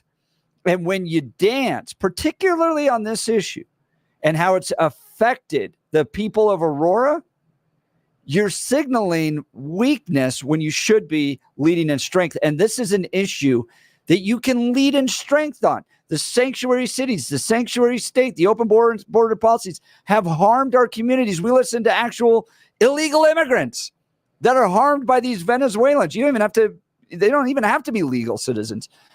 These Venezuelan gangs are harming people, and you can lead on this issue. And it's only the media, it's only the left that makes you want to dance on this. I actually think the people of Aurora would appreciate strength on this issue. I think you're right. I'd agree with you on that. I'm surprised he's not getting up on stage. I agree with you that, that's probably what he should do, but I can see the strategy. But, Donald Trump hasn't always been great for Republicans in Colorado. Cory Gardner can tell you all about that. Yeah. And some cases, Kaufman too. So I get the hesitation, but in politics, my motto is always go through, never around. But that makes me a little different in politics. All right. Coming up next, we're going to talk about this Initiative 91 and the mountain lion hunting ban. You're listening to the Jeff and Bill Show. Denver's talk leader, News Talk 710 KNUS.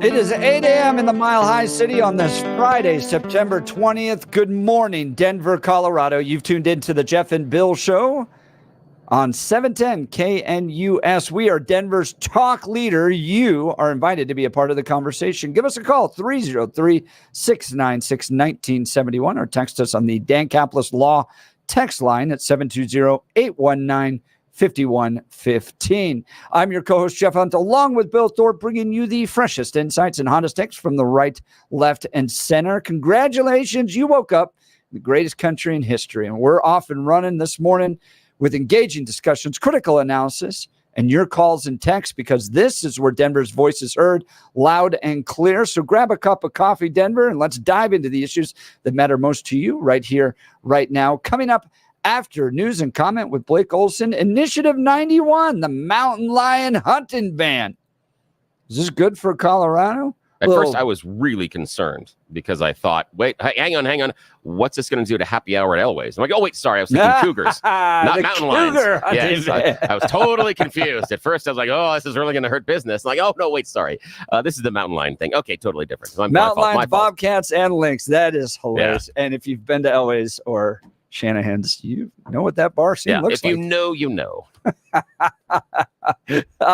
We're going to talk with Dan Gates. He's the executive director for Coloradans for Responsible Wildlife Management, on his thoughts on this.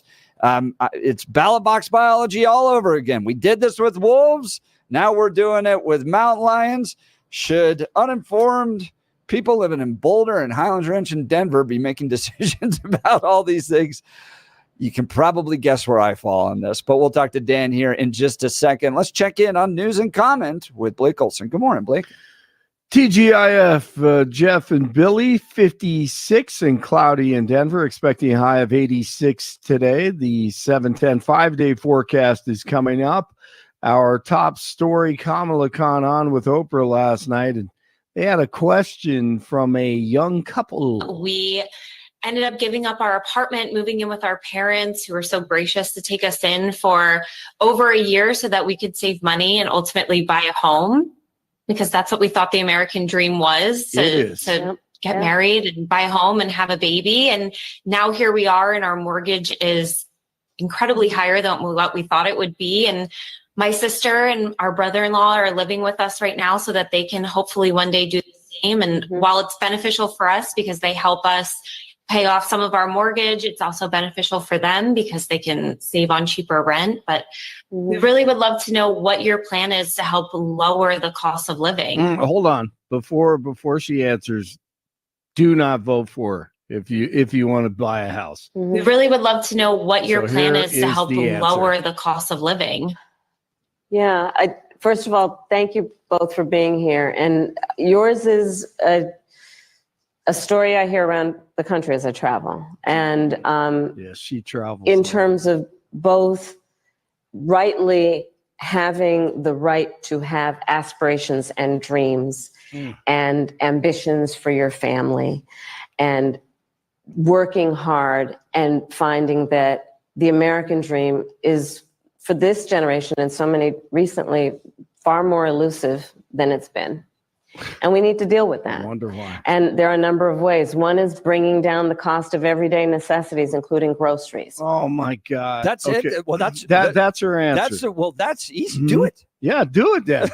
You're right. Right. Like, exactly. We need to bring down the cost of groceries. Okay, go. Yeah, go do it. She doesn't want you to live in a house. She wants you to live in a box, and they all want you to ride on trains. Do not vote for them if you want to live in a single family house and try to have a safe community and safe neighborhoods in a sovereign nation. They don't care about you. I promise you. And oh God, I hope we don't find out. I just pray, my goodness. Oh goodness. So they're just looking to her for the end. No. Go the other way. I'm just telling you, young people. And you know what? A lot of young people are. We all know, let's see. Where am I at here? Okay. Oh, Here we go. This should get your blood boiling. Kamala scrambles. She talks and your brain I'm scrambles. serious, man. I mean, it's not, and it isn't that she puts me to sleep. She puts me in another planet. I know. God. I'm like, wait a minute. What was the question?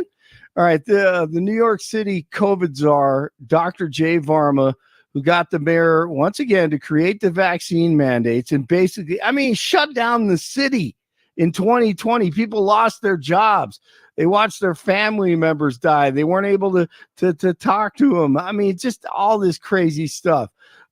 He was on undercover video stating that he hosted sex parties during that time and bragging about the power and influence he had. Stephen Crowder's undercover unit exposes the corrupt bureaucrats once again. Do you think you'd have gotten like a hard time if like the New York City found out that you're having sex parties during COVID? Yeah.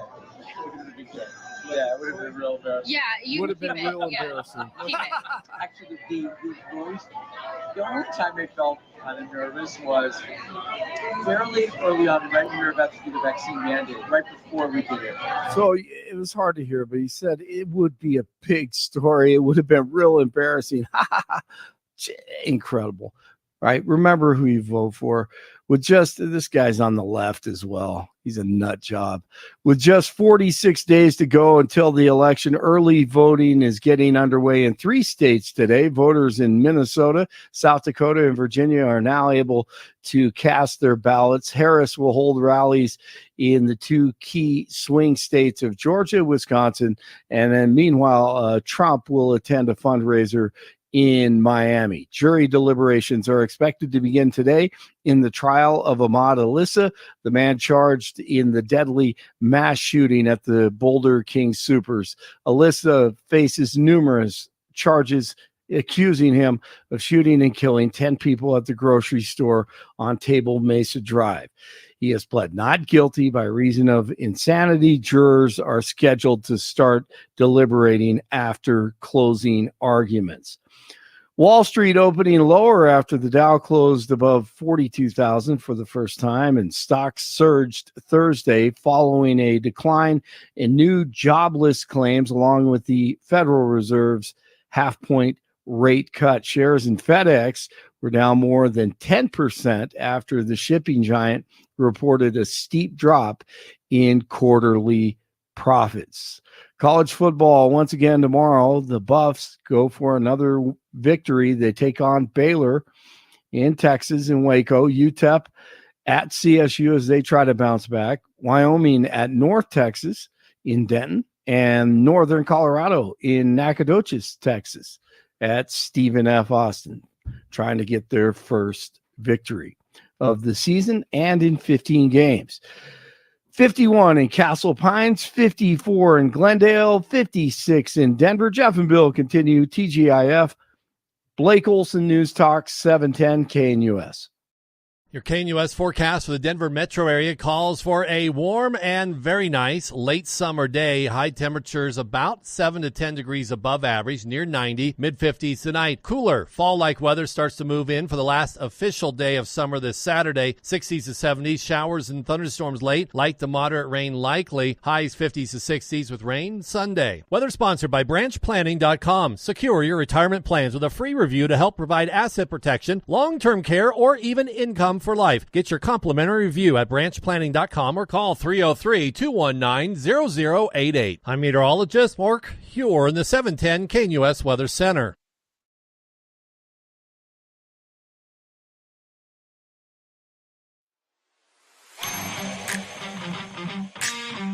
All right, in just a few weeks, ballots are heading out October 10th, actually, October 9th, October 10th. They're going to be mailed to you, so you need to be informed on these. You have 14 ballot initiatives to choose from. Those are just statewide. You're going to get all the local ones, too. So a lot this election. Proposition 127 prohibits trophy hunting, defined as the intentional killing, wounding, pursuing, or entrapping of mountain lions, bobcats, or lynx, or discharging or releasing any deadly weapon at a mountain lion, Yes. This trophy Bobcat or hunting lynx. does not include the happy hours at Shanahan's Airways.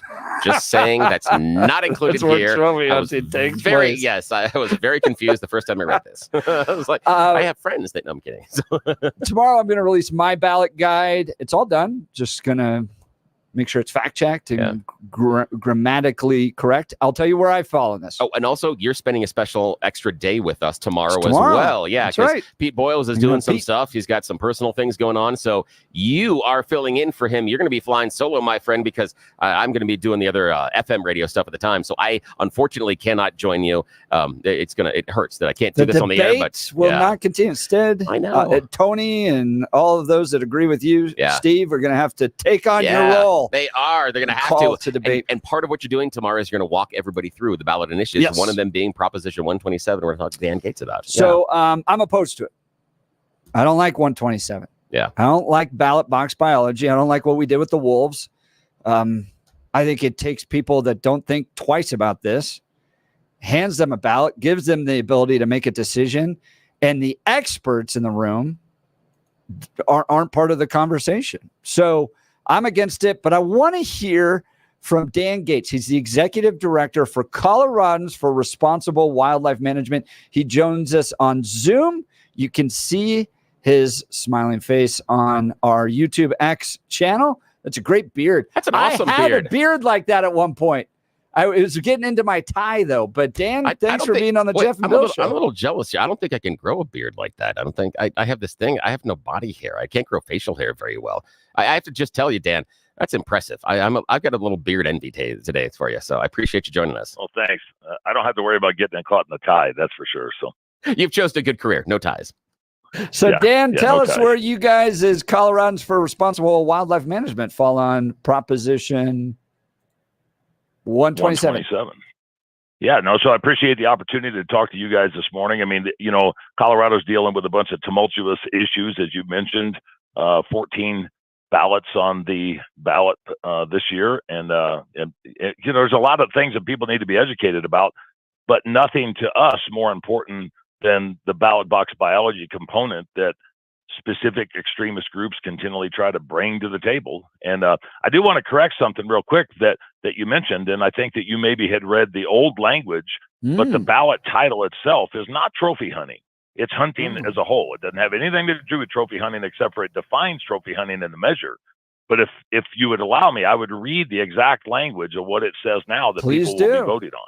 Please do. So it says a change to the Colorado revised statutes concerning a prohibition on the hunting of mountain lions, lynx, and bobcats, and in connection therewith, prohibiting the intentional killing, wounding, pursuing, entrapping, or discharging or releasing of a deadly weapon or of a mountain lion or bobcat or lynx, creating 8 exceptions to this prohibition, including the protection of human life, property, and livestock, establishing a violation of this prohibition as a Class 1 misdemeanor, and increasing fines and limiting wildlife license privileges for persons convicted of this crime. And the reason that's important, guys, is because they define trophy hunting in the measure as hunting with intentionally stalking, pursuing, or intentionally killing a mountain lion, bobcat, or lynx. And for the listeners that don't know, lynx are already state and federally protected in the lower 48, and they can't be harvested anyway. So they threw that in as a secondary clause in case they ever get to be delisted, that they don't want them to ever be harvested. And then the exceptions that they give in this measure are exceptions to the rule that Coloradans already have the right to be able to do under Colorado Department of Agriculture regulations and Colorado Parks and Wildlife regulations. So that they act like they're giving us something that we already can do, but it's a smoke and mirrors game when they turn around and talk about trophy, and the measure doesn't have anything to do with trophy. It has to do with hunting as a whole and the manner that we hunt. Now, we have anywhere, according to Google, 3,800 to 4,400 mountain lions in Colorado, and they're already managed by Colorado Parks and Wildlife, right? Well, not only are they managed by Colorado Parks and Wildlife, they're exceptionally managed by Colorado Parks and Wildlife. And when mountain lions became a big game species back in 1965, there was roughly 200 of them on the landscape at that point in time. But sportsmen and women at that time, even agricultural-minded ranchers and farmers, and the old game and fish came together, and they went from a nuisance species, from a predator, to a big game species, and became highly regulated. And now today, from 1965, we have roughly 4,400, not including kittens, with 55 years of science-based regulated management that the proponents of this measure fail to acknowledge. And they often say, if we continue to hunt mountain lions in this manner, they will become extinct. Well, nothing is further from the truth, because the numbers have increased 20 or 30 fold since 1965, since we started regulating the harvest of those mountain lions. Dan Gates is joining us, Executive Director for Coloradans for Responsible Wildlife Management. I want to talk about terms and definitions there, because I think some of the things you enumerated is very interesting. Talk to us about what happens when something goes from being defined as a predator species to a big game species, and why that is very beneficial for certain populations.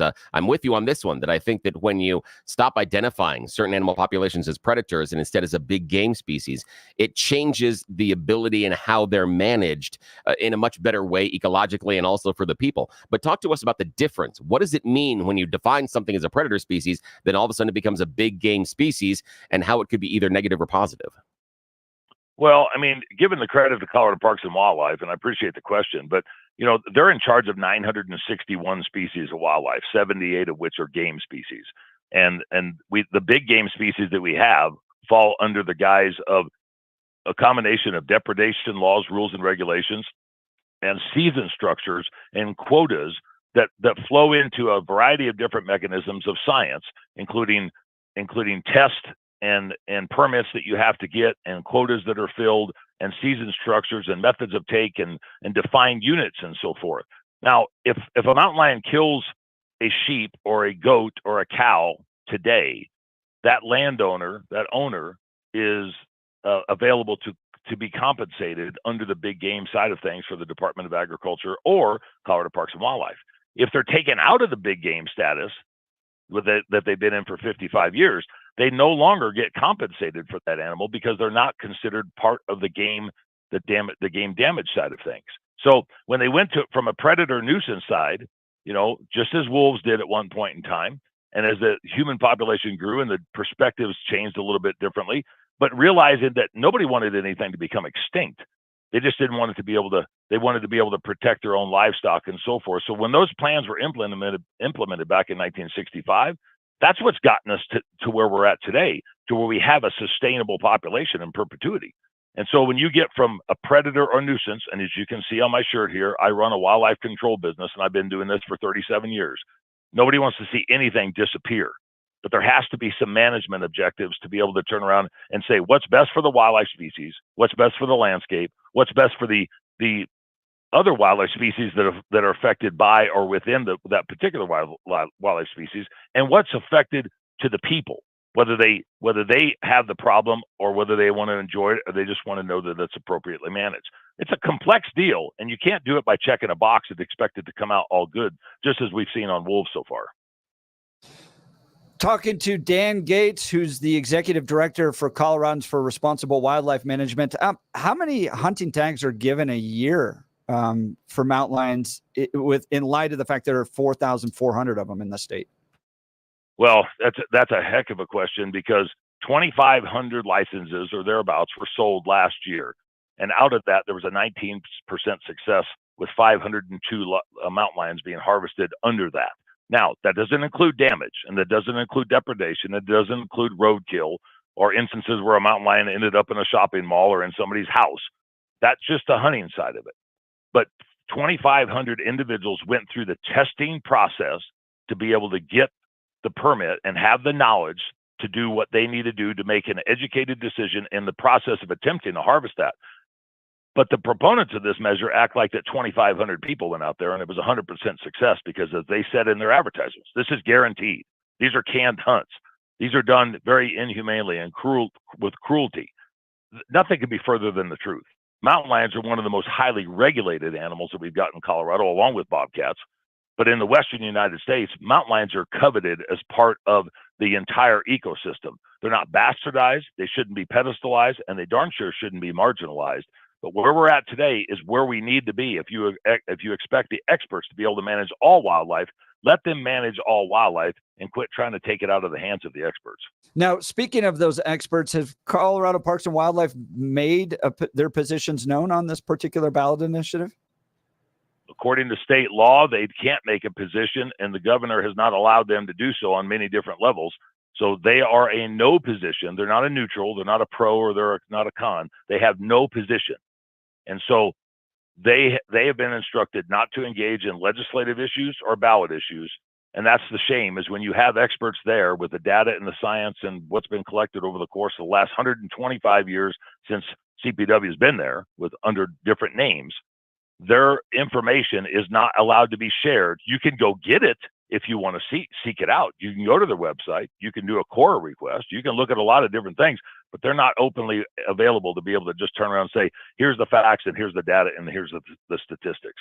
Well, I find that interesting because Marlin, the first gentleman, gets frustrated that Colorado Parks and Wildlife isn't out celebrating the wolf introductions that has taken place. But Dan, you know people that work in the wildlife management space. Maybe CPW can't make official statements, but what are your friends and colleagues and the experts that you know telling you about this initiative? Well, it's not just about this initiative, guys. It happens to be, when you get too many hands in a cookie jar trying to figure out how to do something, nothing gets done for the benefit of the cause. And I think that the experts of Colorado Parks and Wildlife that have been there for 20 or 30 or 40 years, and the ones that are coming up in the rank and file, they got into a wildlife career because they understand the need for science. They understand that we've got almost 6 million people in the state of Colorado. We've got more visitors in this state than we've ever had in our entire lives. From our last numbers, 84 million annual visitors coming to the state. Colorado Parks and Wildlife is becoming people managers just as what they are wildlife managers. But I can tell you that they want the ability to be able to have the say in what's necessary and how to do it. Because if you get too many chiefs and not enough Indians, you know how that turns out. And that's where some of this is looking like. If you have 5.9 million opinions coming in about how you should manage maybe 4,000 mountain lions or maybe 320,000 elk, how are you going to do anything effectively for the wildlife and the habitat and the resource? And that's where they're going to stand, because they signed up to do the job to benefit Colorado's wildlife for the people and the visitors of Colorado alike. Talking with Dan Gates, Executive Director for Coloradans for Responsible Wildlife Management. They're in opposition to Proposition 127. Dan, we've got a few phone calls and texts here. We'd love to get to those. They got questions for you. Zane in Pueblo, you're on the Jeff and Bill Show, News Talk 710 KNUS. Good morning, Morning. Zane. Yeah, when I started listening to this about the mountain lions and stuff, I had dug into it a little bit, and they say on average in the state there's 500,000 head of deer every year. And they claim that 190 to 200,000 deer are killed every year by mountain lions. So if they quit hunting them, what's that going to do to the actual deer herd? Yeah, Dan, what will happen? It's a good question, but you got to understand the compensatory side of things, that it's not like deer don't breed. So if you do have 500,000, which the numbers are a little less than that, but if you do have 500,000 deer, just for an example, and as an example, if 50% of those are does and they are all bred, and then they turn around and have 1 or 2 fawns, the lions are going to do some incremental damage in different spots. I don't think there's any science out there that'll say that deer are going to become extinct overnight. But if we're really trying to balance and measure the harvest of deer, then we need to be able to balance and measure the harvest of lions. If we're going to balance the harvest of elk, we need to be able to balance the harvest of all predators, including a variety of other factors that go into that. As soon as you start taking away the ability to manage one species that is directly affected or related to other species, how do you not think that the proponents of measures like this then want to turn around and manage those other species through the ballot as well? And I think that those are things that need to be looked at and considered with the general public checks the box this year, is if they want to manage one thing because they say that's the right way, what's going to happen when those other prey species or those other ungulate species come along, big game species, that those other animals don't adversely affect or benefit? The people shouldn't be making those decisions because they don't have the facts and the data to go along, from the elk to the deer to the bighorn sheep to the moose down to the mountain lions and wolves and bobcats and everything else. Zane, a follow-up question? No, I just want to tell them that I totally agree. But like I said, if you don't kind of control it, it could decimate the elk and the deer herds. Yeah, I think Zane's got a great point, and thanks for the call, that the unintended consequences of if we say we are taking this predator off the ability to hunt, the predatory species is going to be more populous. That's just how nature works. And more animals means they need to eat more. And that means they're going to impact the deer and the elk species. And again, it's a cascade effect down the ecosystem, because those the deer and the elk are also performing. They're eating some of the grasses. They're doing some things. Even, again, we're going to talk about it here on the air. Even their poop, when they're going around, they're wandering around, they're just dropping in the woods. It's a fertilizer. So there are certain things that don't happen later on down, and there are certain other animals that are impacted on the ecosystem as well, because all of a sudden now you have more predators in the environment. And this is the fun part is, we've talked here on the Jeff and Bill show, and Dan probably didn't hear us at the time, because I'm sure he's not getting up and listening to us every day with his gorgeous beard and stuff, but still, just got to see Tom out the beard. I'm so jealous. The idea being that what happens when we introduce the predators, the wolves, into the Colorado population, there have been some adverse effects with their interaction with people, but also interactions with ranchers and their livestock. And what you're seeing is you're seeing a predator being introduced into an ecosystem, and there are negative consequences. Imagine if we had a bunch of wolves and we just kept putting more and more and more. What does that do to the availability of the ranch, the livestock, and everything else? They still have to have more food. They're going to have to spend more time hunting. And the easiest things they're going to find are going to be ranch animals, because of how they are kept. The same thing we are going to find with mountain lions. They are going to find the path of least resistance. Predators are very, very efficient in nature. They are not looking for the hardest thing to kill, the most difficult thing to hunt. They are going to take what's available. And sometimes that are the deer and the elk they run across in the wildlife. Sometimes that's going to be a ranch animal, which right now, Dan says, as he outlines, the ranchers are compensated for. But sometimes that's going to be your dog. That's going to be your cat in the neighborhoods, because they're going to be looking for the food source. So the idea behind Proposition 127 does create a cascade effect in the environmental system of Colorado that can really come right up to your back door. That's something that I think is missing in the conversation for the people that are advocating for this. Well, and I would agree 100%. And you have to look at the different dynamics that, a lot of Colorado's population is on the Front Range, and the urban sprawl that we have causes an urban-rural divide on many different levels. But it does that for wildlife as well, and not just on the human side, but the wildlife side. And so wildlife are opportunists. We all see deer and elk and lions and bears in close proximity to where we live, and that's going to become more and more frequent, depending on if we expand our territory, or if populations continue to grow with a lack of management of those populations. But keep in mind, Ring doorbells that we didn't have 20 years ago, not everybody knew what was going on outside their house. Today they do. 20, 30 years ago, we didn't have cell phones in everybody's pocket to just turn around and pick up and video something at will. People are more cognizant of their surroundings now, and I think that they need to realize just how important it is for them to pay attention to the politics side and the emotional side of what is trying to drive wildlife management, and the goal of individual groups and agendas to be able to stop the ability to be able to do that.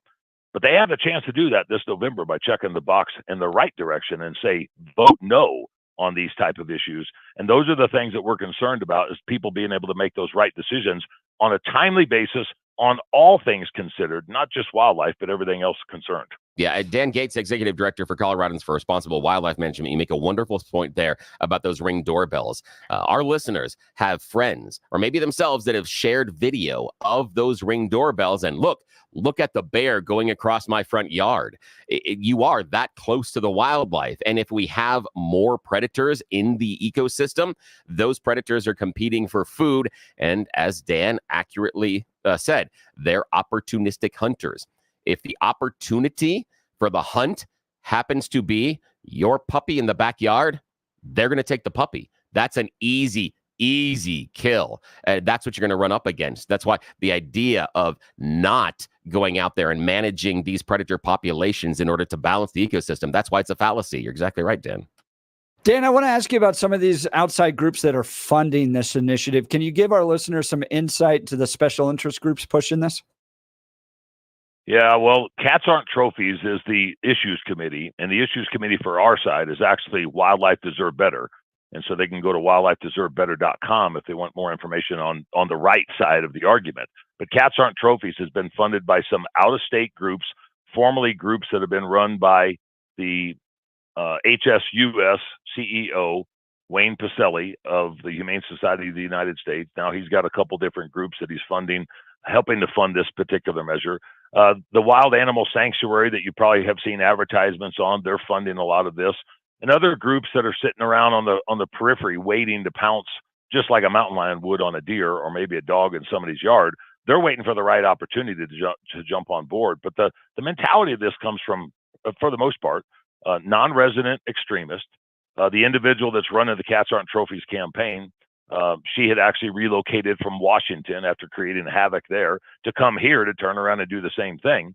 And once they gain momentum and they get a little bit of a nose underneath the tent, it's easy to see by the definition in this language, the ballot title itself, that this is not a trophy hunting ban. This is a hunting ban. And a hunting ban can be incorporated into a wide variety of things, especially out of 78 game species. And while mountain lions and bobcats might be on the list here, throw lynx out because we can't harvest those, nor do we want to at any point in time. But the mountain lions and bobcats, you take that out. Why can't you put bighorn sheep or elk or bears or coyotes or mallard ducks into those categories? Because of the statutory definition and the precedent this would set, it allows for people to say, well, we did it with that. We don't want this to be harvested either. And so we are confident we're going to be able to beat this. We're confident that the misnomers and the fallacies and the falsehoods will be brought out from, the facts and the data that's supplied over the course of the next 6 weeks. But we encourage everybody to look up the Colorado Parks and Wildlife website. I mean, it's cpw.state.co.us. Look up the facts and the data from them. They don't have to believe us. Don't believe the opposition. Just look at it from the experts that have been managing our wildlife appropriately over the course of the last 125 years, and specifically mountain lions since 1965. Someone texted in that bear hunting ballot initiative was banned years ago. Maybe that's Colorado Springs. Now we have bears in highly populated areas in the suburbs. So I don't know if that's connected to your position on this. It was a ballot. Yeah, go ahead. Yeah, it was a ballot measure that passed in 1992. There was a lot of fallacies and falsehoods at that point in time as well. Bear populations have expanded extensively. Yep. The state is having bear damage complaints and human-bear interactions to the point to where now they're trying to do legislation, and now they're trying to do commission rules, and now they're doing ordinances in towns and cities to make the people pay for the bear damage or the trash, cleanup or pickup. There's a lot of components that go into wildlife management that everybody wants to see our wildlife flourish. No one better or more than what hunters do, because they paid into the system historically through taxes and fees and licenses and stuff over the course of the last 125 years, well before the Roosevelt area in the early 1900s. We've done this on the benefit of everybody. It's just that everybody hasn't been schooled or educated or doesn't understand how it's funded, why it's funded. They all want it to be the same way, to have, sustainable wildlife populations. It's just that some of us want it for different reasons, and some of us don't want any reasons at all, except for the fact that they want it there, but they don't want to have to pay for it, and they don't want anybody else to use it in the meantime. Yeah, Dan, it reminds me a lot of the approach to Western lands, that you either treat it as a museum or you treat it as a garden. When you treat it like a museum, you expect people to back off entirely. Well, I think that's contributed to wildfires, drought issues, major problems with Western land in the United States. And now they kind of want to bring the same thing to animals. You can't touch the animals, as opposed to treating it like a garden where you manage it and it actually flourishes better, and everybody gets to have a better experience when you do that. So, Dan Gates, Executive Director for Coloradans for Responsible Wildlife Management, thanks so much for taking the time to educate our listeners on this. They are a no on Proposition 127. I am a no as well. Me too. If you are in favor of Proposition 127, give us a call. We'd like to talk to you, or text in and hear your thoughts as well. But Dan, thanks so much for being on the Jeff and Bill Show. Yeah, and have a great weekend. Thanks, guys. Appreciate the opportunity. Aim small, miss small. There you go. Hey, that's awesome. Those outdoor guys, they always have the best jobs, man. They do. And the best liners, too. And best beards. Yeah. I'm so jealous. That's like, Duck Dynasty style. I know. I never could get that. So I didn't shave for about a year. And it was down to about here. Really? I didn't cut my hair either. So it was down. I looked like Jesus. Wow. I see. I've been able to grow the long hair on the head. The rest of it, no. I mean, it was the decades before even you get the little, the goatee until the sides would connect to the bottom. I just, I can't grow. And it's like, I'm like a 12-year-old boy going, someday I'm going to get into puberty. And it's just awful. Yeah. My wife likes the fact that it hides part of my face. I'm going to leave that one there. I'm not going to follow up on that one. Just kidding. No, but she does love the beard, which is why I have it. So, give us a call. Want you to be a part of the conversation. 303-696-1971.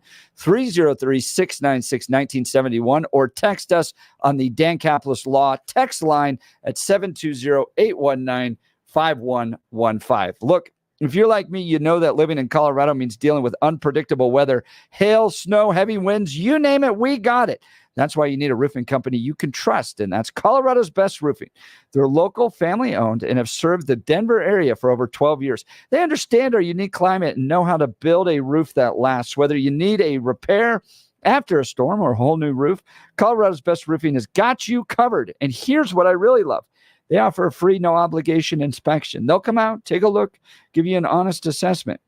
No pressure, no gimmicks, just straight talk from the pros. Even if you've got just a small thing you got to fix on your roof, or if you need the whole roof replaced, they do it all. Plus, they work with your insurance company to make sure you get the coverage you deserve. So don't wait until the next big storm hits. Give Colorado's Best Roofing a call today at 303-797-7663 or visit them at roofingcolorado.com. That's 303-797-7663 or roofingcolorado.com. Trust the best. Colorado's Best Roofing. Steve was in here, I think last week. Just a great guy.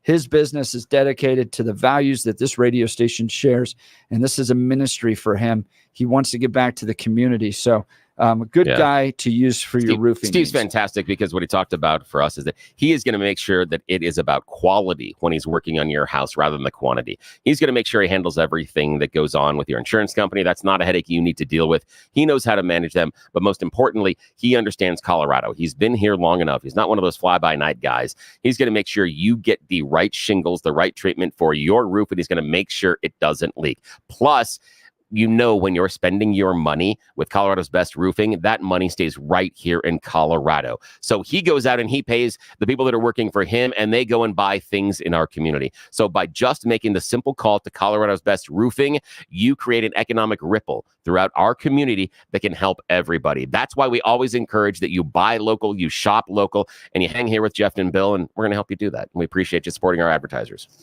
Give us a call. We'll continue the conversation. You're listening to Jeff and Bill Show. Denver's talk leader, News Talk 710 KNUS.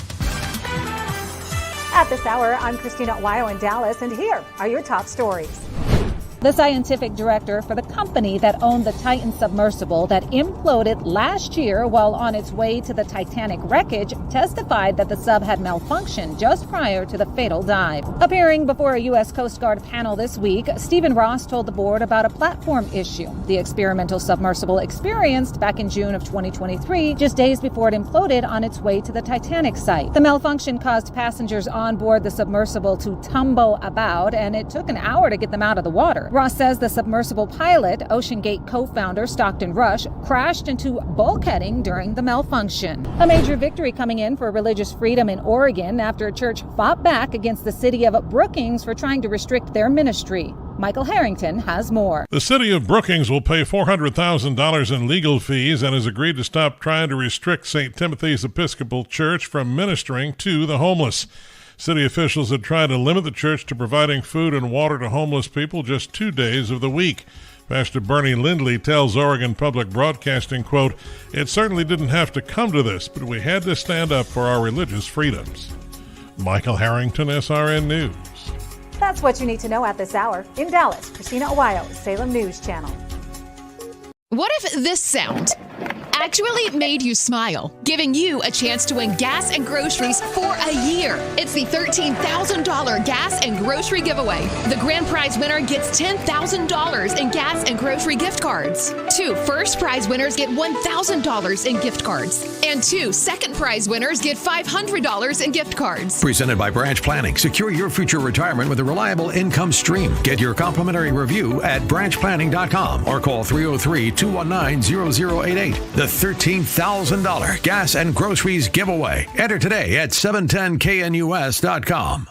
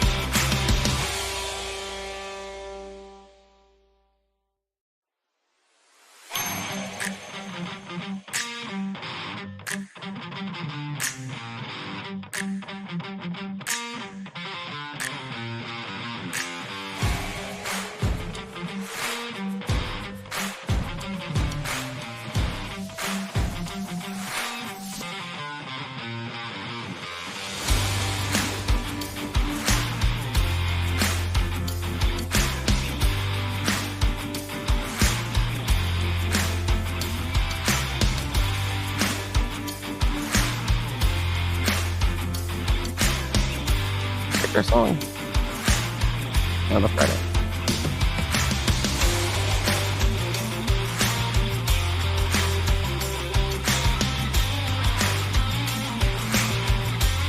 This is literally my anthem on a Friday. I love it. So hard for me to not dance in the studio. I'm trying to be okay in front of the camera. So hard for me not to crack a cold Coors Light. Oh, yeah. Just chill out with my buddies on my ranch. This is how different our show is. You and I have a song. This one right here. This is awesome. And this is the Jeff and Bill Friday anthem. This is wonderful. It is great. Great conversation. We just wrapped up with Dan Gates, Proposition 127, which is the prohibition on hunting. Now, I've got to see. He talked about a language change. I got to get that updated. I'm going to come out with my ballot initiative tomorrow. I'm filling in for Pete. So we'll talk about all 14 ballot initiatives.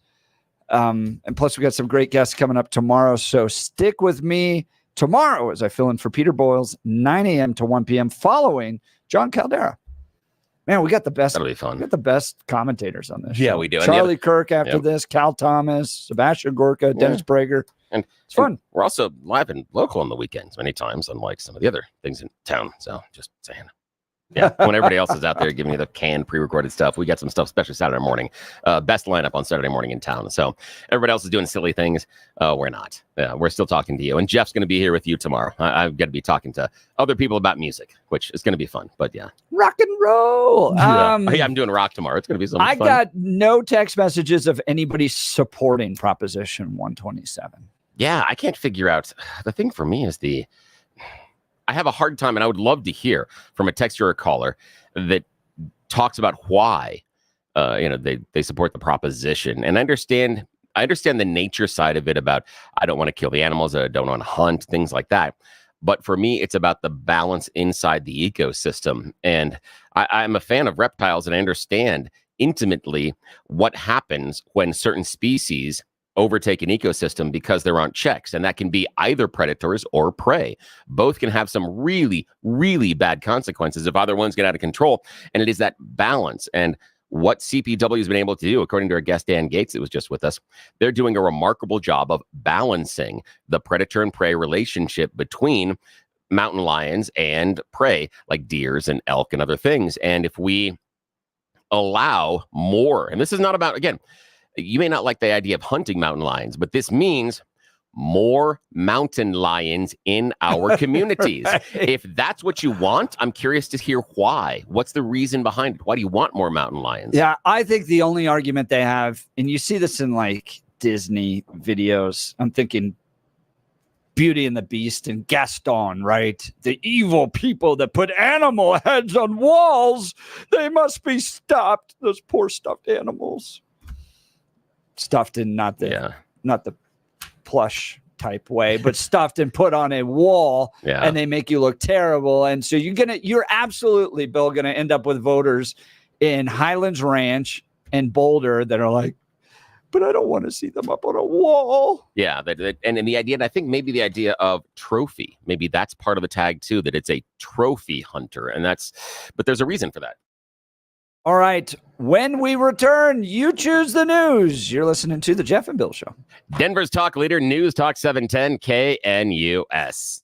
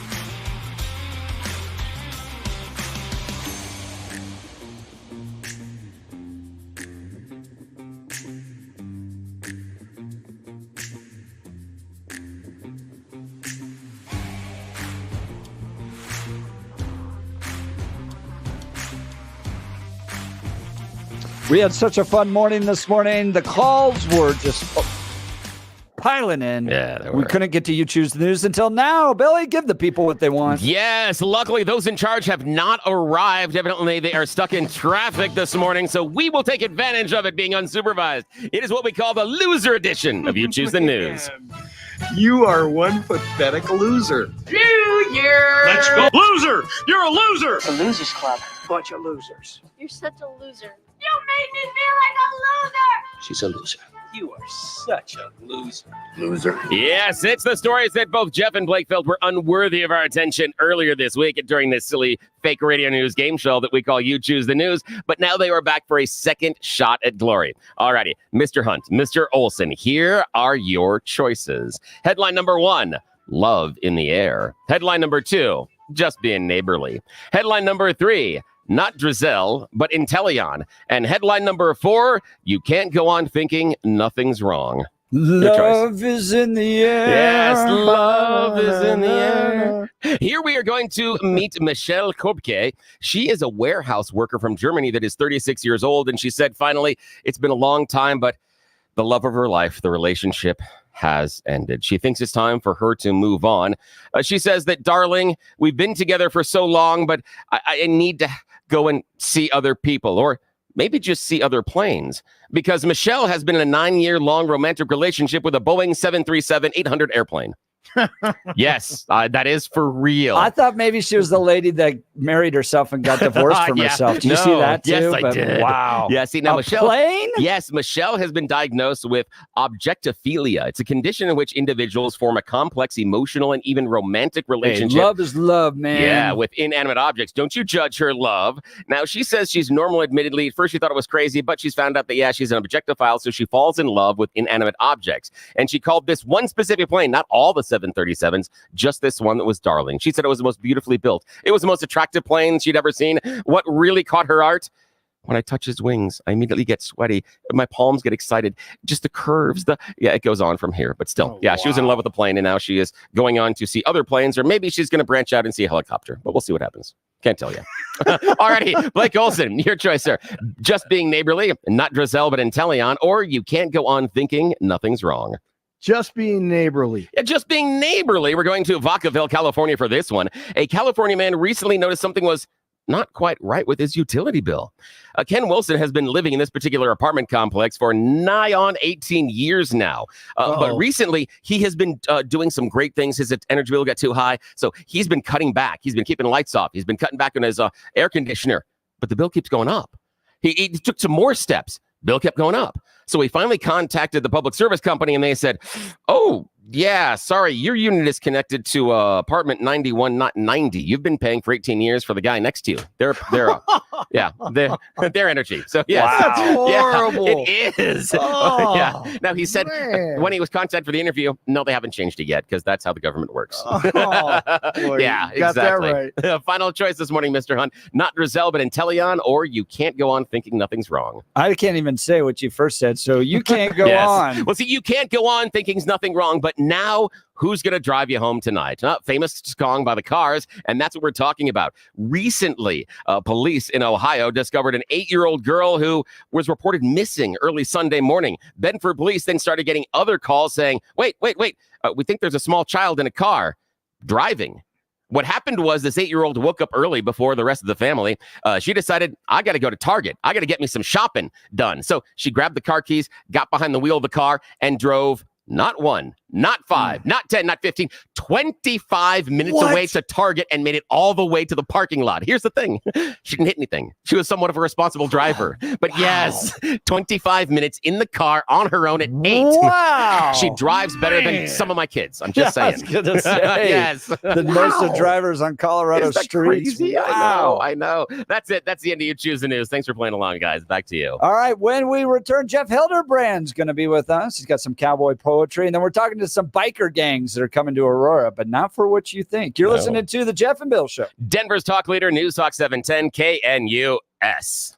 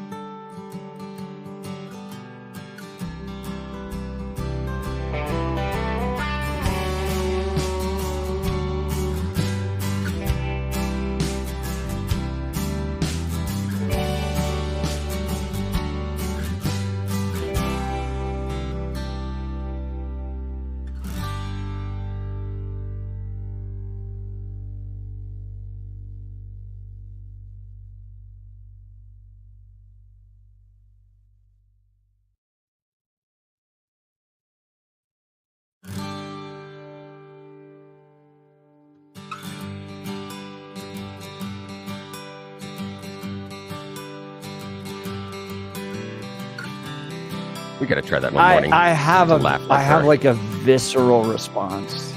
I know. I can see it. When it hit, I could see it in your face. That's why we got to do it one day. Oh, man. You know, here's what we should do. Yeah. We should do a Kamala cackle off. Yes, we should. It's a good idea. It's a really good idea. With listeners that call in, and the very best cackle will win a prize from 710 KNUS. That's great. Is the best cackle like the most unnerving? Yeah. Like nails on a chalkboard, or is it the one that most represents Kamala's cackle? Let's think about that, my friend. This is what we should do. I know you're on for Peter Boyles tomorrow morning starting at 9 following John Caldera. You and I should chat offline during the weekend, and let's see. No, that's it. I can't. And I'll have to do this, and maybe that's next Friday. Maybe it's a week from today. Everybody gets a week to warm up. Yes. And we go, raid the prize closet and see what they have that they'll let us take. And let's see Jeff what we can and figure Bill out. Kamala cackle off. Yeah, let's see what we can do. Maybe next It Friday. almost sounds dirty. It does. It really does. and if anybody asks, blame me. But I think we got something here, my friend. I think we got something. Let's do next Friday. This is great. Well, good morning. It's 9:01 on this Friday, September 20th. You've tuned into the Jeff and Bill Show on 710 KNUS. I'm your co-host, Jeff Hunt, along with Billy Thorpe, bringing you the freshest insights and hottest takes from the right, left, and center. Congratulations. Woke up in the greatest country in history, and we're gearing up for a whole nother hour of engaging discussions, critical analysis, and most importantly, your calls and texts, because this is where Denver's voice is heard loud and clear. We are Denver's talk leader. 303-696-1971, or text us on the Dan Caplis Law text line at 720-819-5115.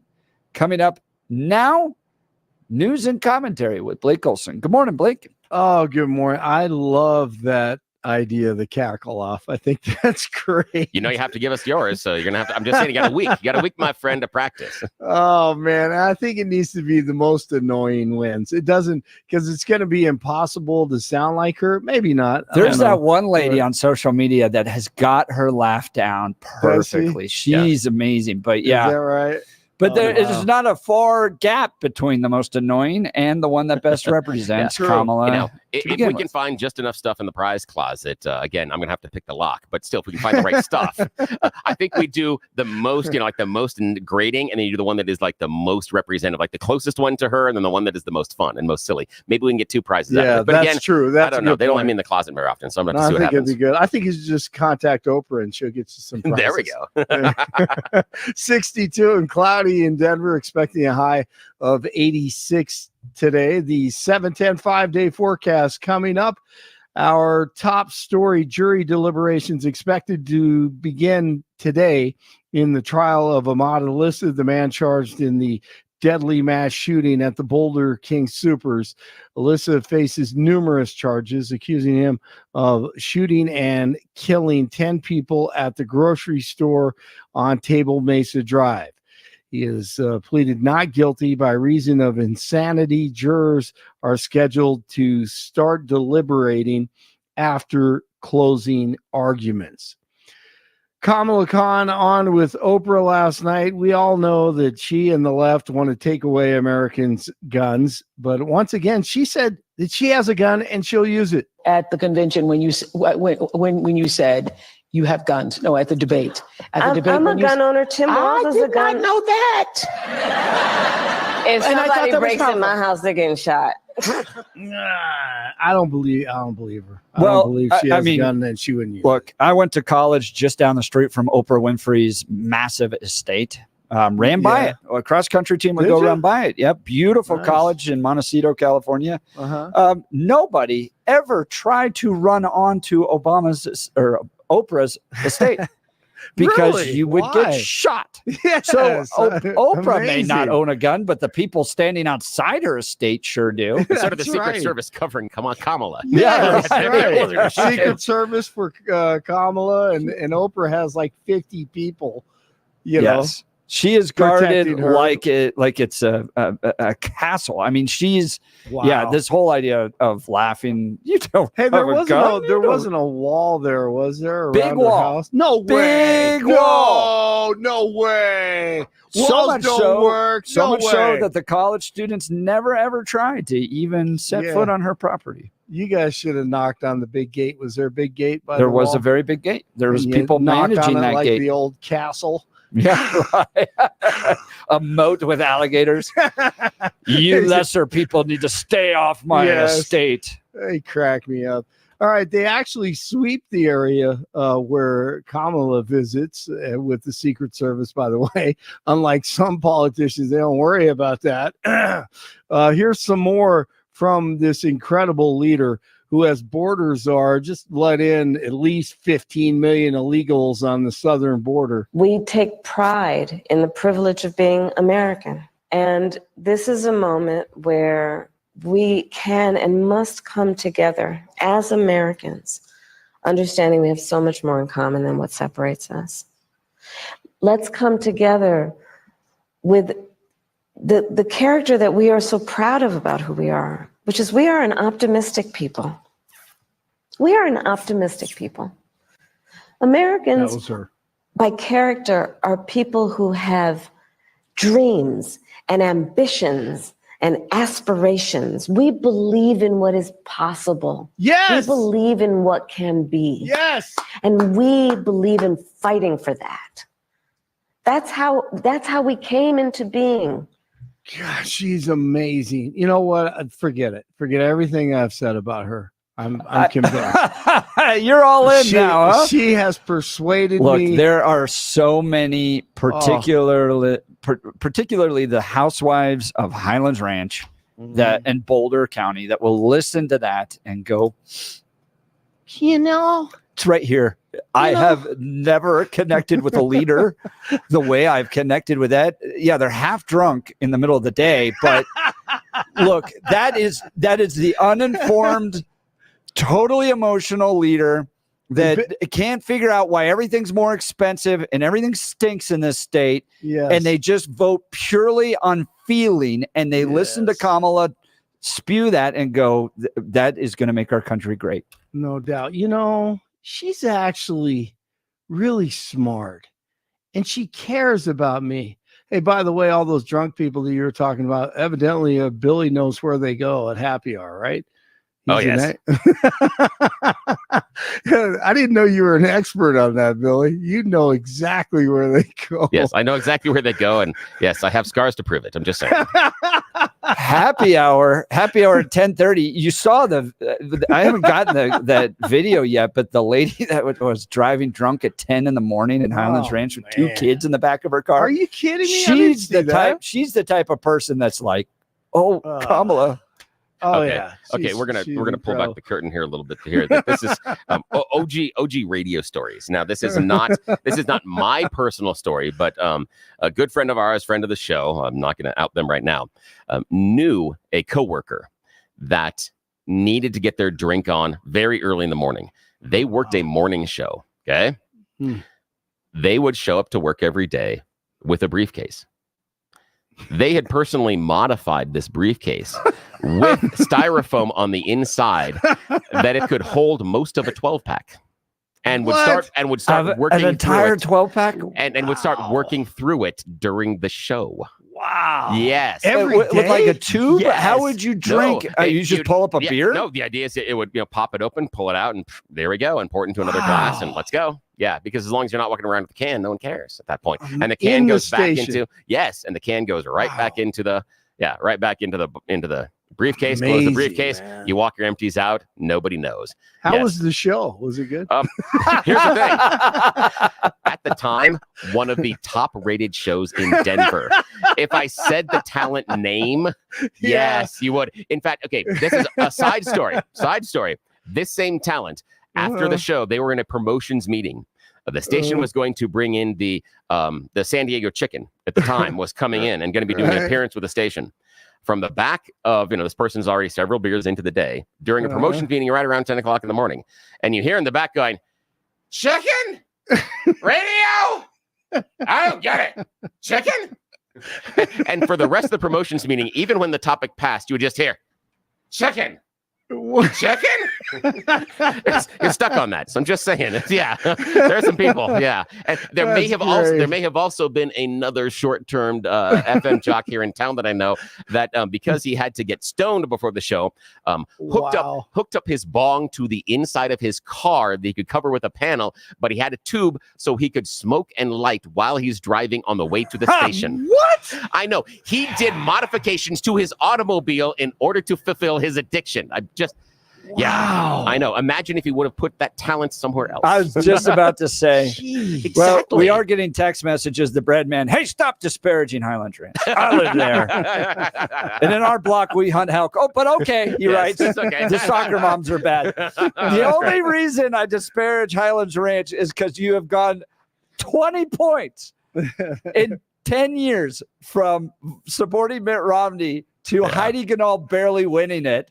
And it's because all the suburbanites are going, well, the libs, I guess, aren't that bad. People say I got a drinking problem. Hey, it's no problem. I know exactly where to go. I know exactly how to do it. Yeah, you do. Yes. That's all. Okay. I'm should do sorry. this. That was fun taking that. That was so much exit. fun. That was so. I got to find out the specifics on that soon.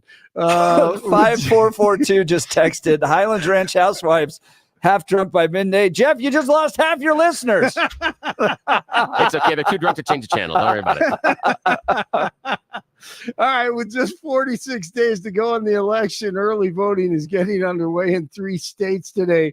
Voters in Minnesota, South Dakota, Virginia are now able to cast their ballots. Harris will hold rallies in the 2 key swing states of Georgia and Wisconsin. Meanwhile, Trump will attend a fundraiser in Miami. Dan Gates, Executive Director, Coloradans for Responsible Wildlife Management, discussing a measure on the ballot, Proposition 127, ballot box biology. You have to know your history. If I could find this one, and I just lost it again. The computer just dropped on me. So anyway, you heard that last hour, and Dan Gates was awesome. All right, college football tomorrow. CU at Baylor, UTEP at CSU, Wyoming at North Texas, UNC at Stephen F. Austin in Nacogdoches, Texas. 59 in Parker, 60 in Erie, 62 in Denver. Have a great weekend. Blake Olson. Wait, let me just say this first. Jeff and Billy continue on this Friday. Blake Olson, News Talk 710 KNUS. Your KNUS forecast for the Denver metro area calls for a warm and very nice late summer day. High temperatures about 7 to 10 degrees above average, near 90, mid-50s tonight. Cooler fall-like weather starts to move in for the last official day of summer this Saturday. 60s to 70s, showers and thunderstorms late, light to moderate rain likely. Highs 50s to 60s with rain Sunday. Weather sponsored by branchplanning.com. Secure your retirement plans with a free review to help provide asset protection, long-term care, or even income for life. Get your complimentary review at branchplanning.com or call 303-219-0088. I'm meteorologist Mark Huer in the 710 KNUS Weather Center.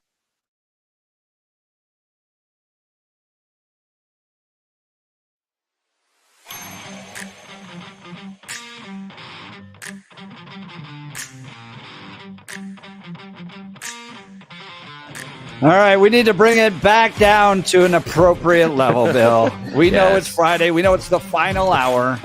We know those half-drunk suburban moms and Highlands Ranch are listening. Yeah, and again, it's always my fault. It's like the story of high school and college and everything else. It's always going to be my fault. Yes, I will be the bad influence. Absolutely, I am. 110%, but it's fun. So the reason I love this guy is because he speaks truth to power, which is just so needed in this culture. He's the official 710 poet laureate, a Western cowboy poet bringing truth to the airwaves of Denver, Colorado, and across the nation on YouTube, X, and Rumble. Jeff Hildebrand is in studio with us for his regular Friday poetry. Jeff, I think we're going to call this Rhyme Time with Jeff. Rhyme time. Rhyme. I like this. Yeah. Before we get started, yes, sir. You know, I was a newsman for a lot of years, and I was just notified, based upon a conversation that you two were trying to have. Oh, no. That because of your contest idea that you talked about, the NFL has started a post-game feature for the best defensive tackle of the day. Yes. And it's going to be called a Kamala Tackle Cackle. That's good. Oh, that's wonderful. The Kamala Cackle Tackle. Yes, Look forward to seeing that sometime later in the season. So when you make the tackle, you need to stand up and in your celebration cackle, right? Yes. That's wonderful. It is like an end zone dance. Right. Exactly. Yeah. Exactly. So what do you have for us this week, Well, Mr. Hildebrandt? I have some bad luck. Honestly, it's hard for me to pass this on, but it's something that must be said. It's about a couple. They sit together holding hands as the sun sets past the peaks. The moments pass in silence, then through his tears he speaks. You've stuck with me through bad times. You were there when I got fired. When we lost the house, you didn't leave. Despite what has transpired, you've always been right by my side, slogging through the mire and muck. And only now I realize you really are bad luck. Oh,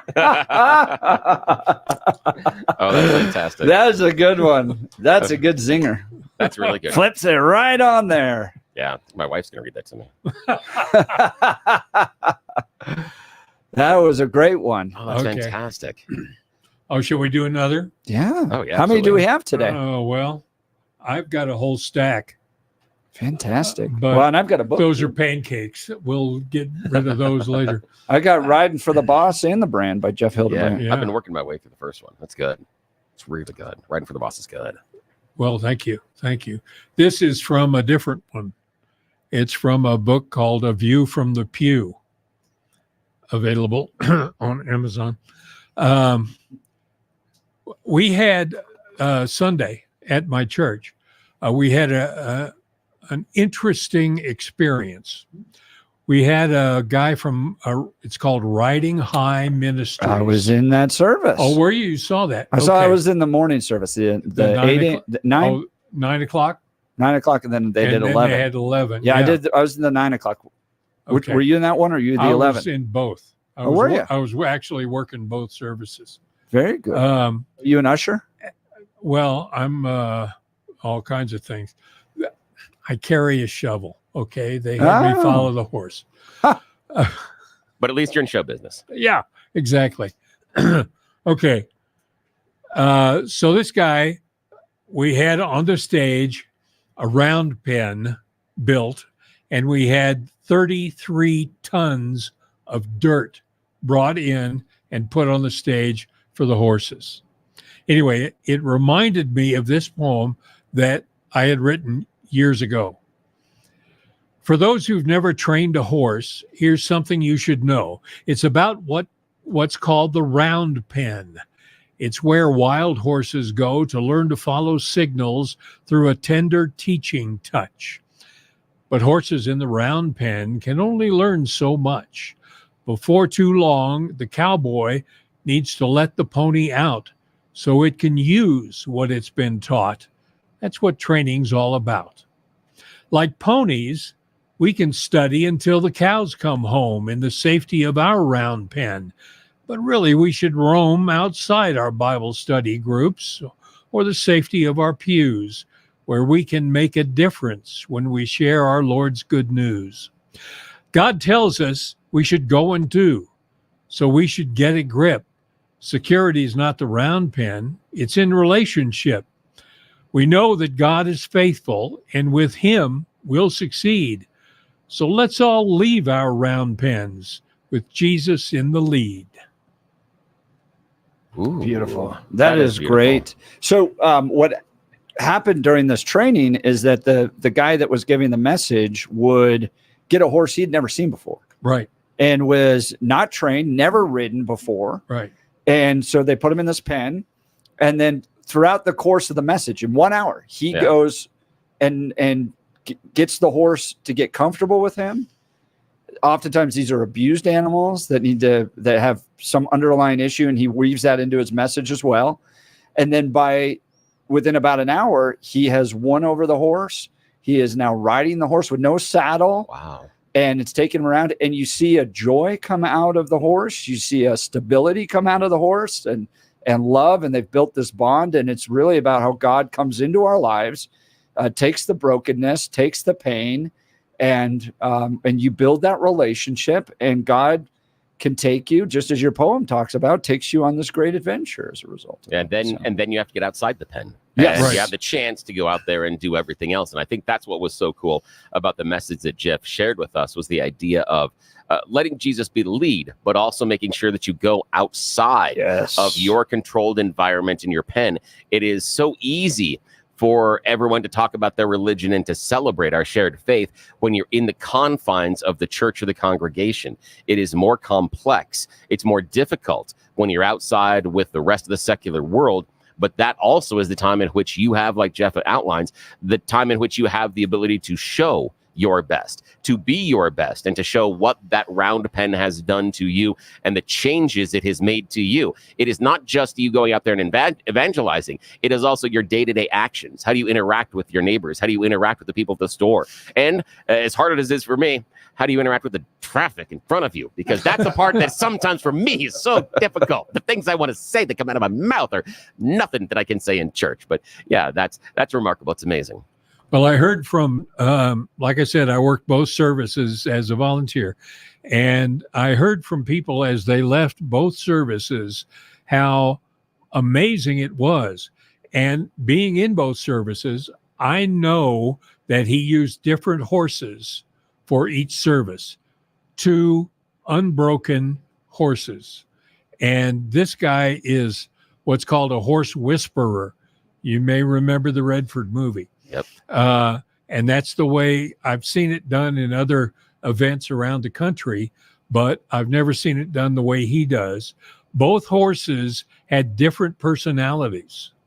They reacted differently to what he did, and the message changed depending on how the horse reacted. Yeah. So it wasn't just the same message every time. Well, I'll give you an example. The first one that I saw, the horse wouldn't move. Right. It was like petrified. Yeah. And so he couldn't even get it to step. By the end, he was walking it around and doing great with her. But he said that was a real challenge, because most of the time the horses want to fight or push back. Or she was like, I'll just let you do whatever. Yeah. And he had to overcome that to win her. Right. And the second horse was a little bit different because it would move. Yeah. It would back up. It would follow him. Now, the interesting thing that I've always thought about horse whisperers is that they can be around a horse and they can turn their back on the horse and walk away, and the horse will follow them, which is unbelievable. Can't get anybody to follow me. I hardly get anybody to follow me on X. You know, a horse. And you know, my wife turns her back and walks away. But be that as it may, at any rate, it's not breaking a horse, it's training a horse. And so it's not like nothing against rodeo, but it's completely different than having to saddle break a horse. Yeah. So wow. It was fascinating. And that's called Riding High Ministries, right? Riding High Ministries. Riding High Ministries. They're very from cool. out of state. Yeah, I think Ohio. We had calls when people heard about this coming. There were calls from Kansas, from Oklahoma, Utah, Nebraska, people calling the church, jam-packed, wondering if they could come in. Yep. Wow. And I know for a fact there was some folks from Nebraska who drove down that morning to be there in time for the service. Yeah, it was packed. So it was a lot of fun. Special. It was really a great message. So thank you guys. So you got one more poem? Do you have any more? Are we done? Well, if you read something, I'll find another one. Okay, I'll tap dance for us for a second. It's interesting about the idea of doing that with the horses and how they approach them, because I mean, you know that I keep reptiles at home, and especially snakes, and you have to approach them the same way. It's not an aggressive manner, but it is that idea of almost being that reptile whisperer, of understanding what their body language is doing and understanding how they react to you, and building that stronger bond, because you're much larger than they are, you're scary, and their first thing is defensive.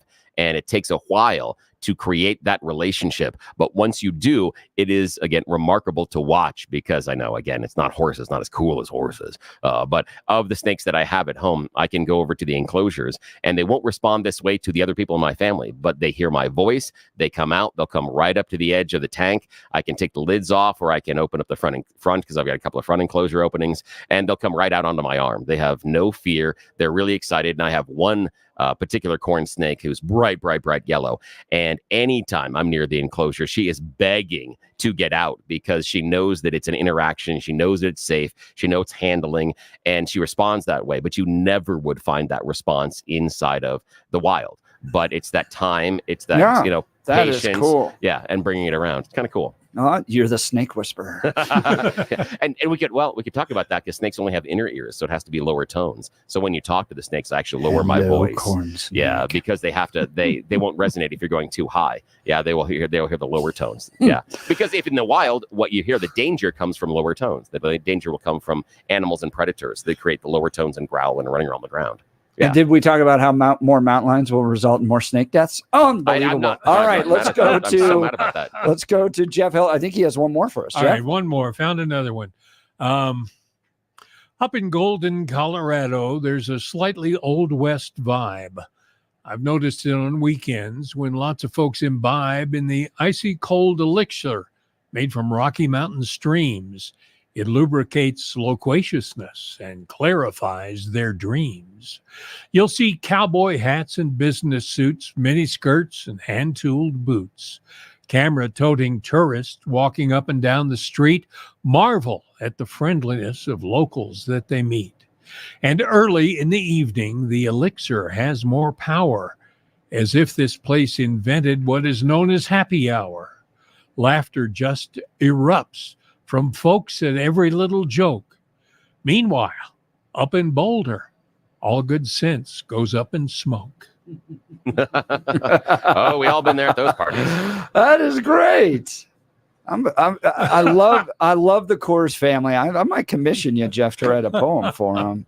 Being up there in Golden, that reminds me of how great that community is. Oh, yeah. That is a fun one. Thank you so much, Jeff Hildebrand, the 710 KNUS Cowboy Poet Laureate, joining us on Fridays, providing a little entertainment to you to get you ready for the weekend. Jeff, thanks so much for being on our Rhyme Time. I'm not quite as entertaining as Blake Olson. Well,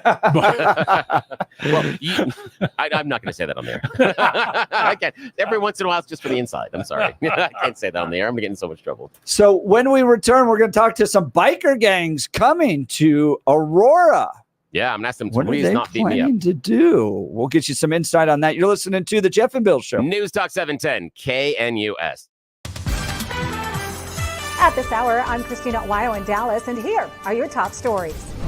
The scientific director for the company that owned the Titan submersible that imploded last year while on its way to the Titanic wreckage testified that the sub had malfunctioned just prior to the fatal dive. Appearing before a U.S. Coast Guard panel this week, Stephen Ross told the board about a platform issue the experimental submersible experienced back in June of 2023, just days before it imploded on its way to the Titanic site. The malfunction caused passengers on board the submersible to tumble about, and it took an hour to get them out of the water. Ross says the submersible pilot, OceanGate co-founder Stockton Rush, crashed into bulkheading during the malfunction. A major victory coming in for religious freedom in Oregon after a church fought back against the city of Brookings for trying to restrict their ministry. Michael Harrington has more. The city of Brookings will pay $400,000 in legal fees and has agreed to stop trying to restrict St. Timothy's Episcopal Church from ministering to the homeless. City officials had tried to limit the church to providing food and water to homeless people just 2 days of the week. Pastor Bernie Lindley tells Oregon Public Broadcasting, quote, "It certainly didn't have to come to this, but we had to stand up for our religious freedoms." Michael Harrington, SRN News. That's what you need to know at this hour. In Dallas, Christina Aguayo, Salem News Channel. What if this sound actually made you smile, giving you a chance to win gas and groceries for a year? It's the $13,000 gas and grocery giveaway. The grand prize winner gets $10,000 in gas and grocery gift cards. 2 first prize winners get $1,000 in gift cards. And 2 second prize winners get $500 in gift cards. Presented by Branch Planning. Secure your future retirement with a reliable income stream. Get your complimentary review at branchplanning.com or call 303-219-0088. The $13,000 gas and groceries giveaway. Enter today at 710knus.com.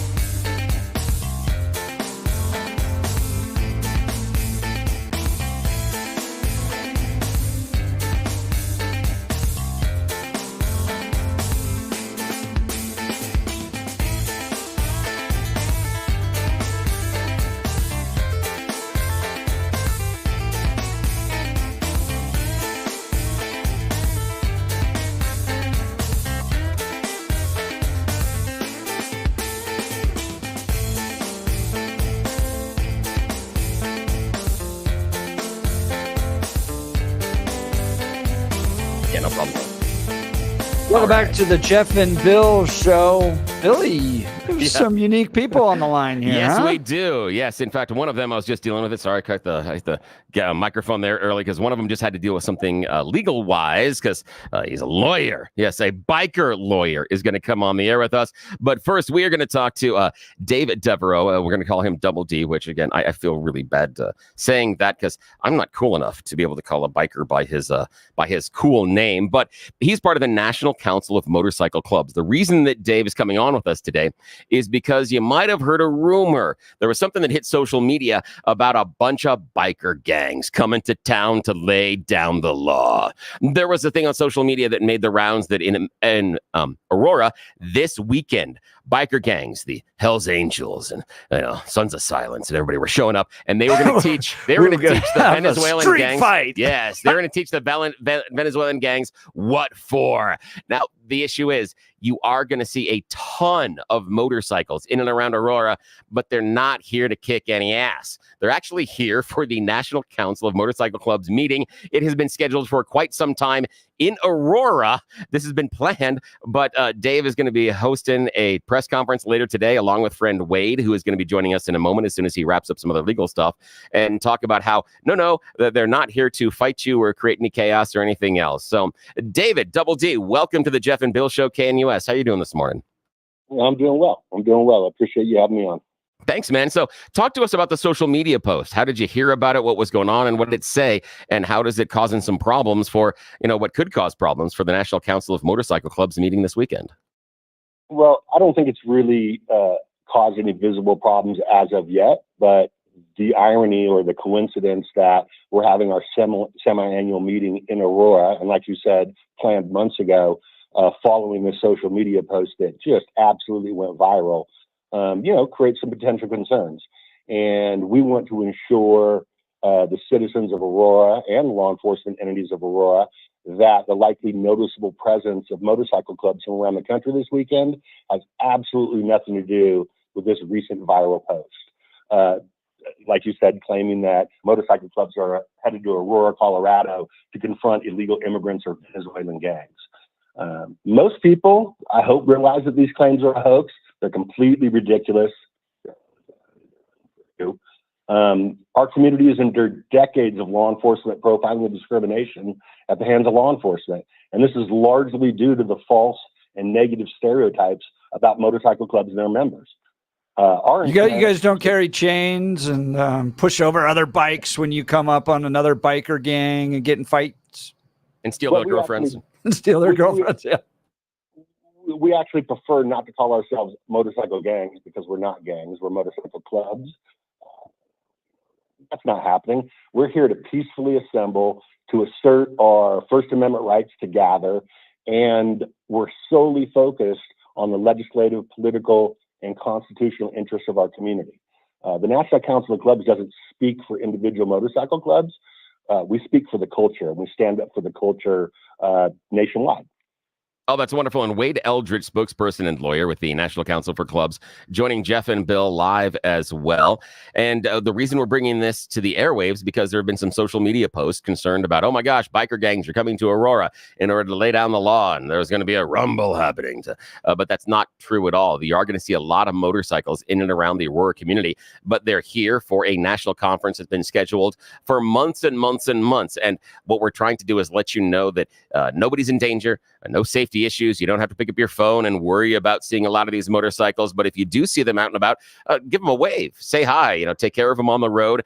And if you get a chance to, when they've pulled up somewhere, talk to them about it, ask them where they're from, what they're doing. So, Wade, welcome to the program this morning. Really appreciate you. Now, talk to us about the social media post and how you got involved being the lawyer as far as being concerned about what could happen if someone takes these social media posts the wrong way. Well, I don't know. People get twisted. They have this image of what motorcyclists are, and I think a lot of times they tend to act on their assumptions and their preconceptions rather than the truth. So I'm just the lawyer. Mr. Devereaux is the spokesman, and I think he's doing a great job of it. All right. Now we're going to do this. So now we know the motorcycle clubs. Okay, National Council of Meetings a National Council of Club meeting is going to happen this weekend here in Aurora. What do you do at that? Yeah, what are you guys going to do? Well, we're going to have a series of presentations where people from all over the country gather to share their knowledge base and the things that they've learned about the issues of motorcycle profiling and discrimination against motorcycle clubs. We're going to have a presentation. Oh, no, we're losing you, Dave. Excuse me? Oh, we lost you there for a second. You said we're going to have a presentation, and then we lost all the words after that. So your presentation on? Yeah, we're going to have a series of presentations on constitutional issues that impact motorcycle clubs, centered around motorcycle profiling and discrimination. So there'll be a presentation on equal access to public accommodations for motorcycle clubs. There'll be a presentation on new developments in the First Amendment as it relates to motorcycle clubs. Like I said, strictly focused on the legislative, political, and constitutional issues that relate to motorcycle clubs. And actually, if you sat in our meetings, you would be underwhelmed. You would be like, okay, this stereotype is so obviously not true. These people are talking about how to pass laws at the federal and state level.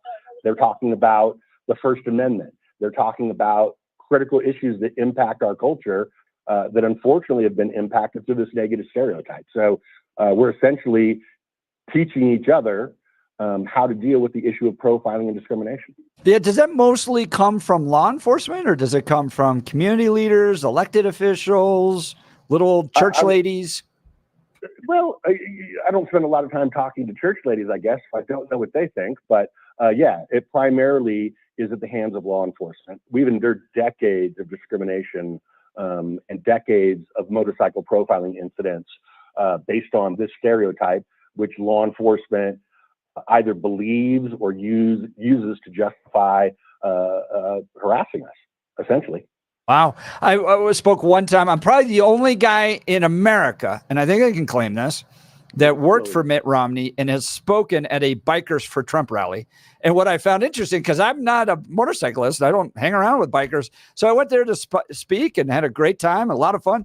There was like an entire motorcycle gang made up of sober motorcycle club. I guess it wasn't a gang, it was a club. You guys don't say gang, but it was a club. It was a bikers club for sober motorcyclists. I thought that was pretty cool.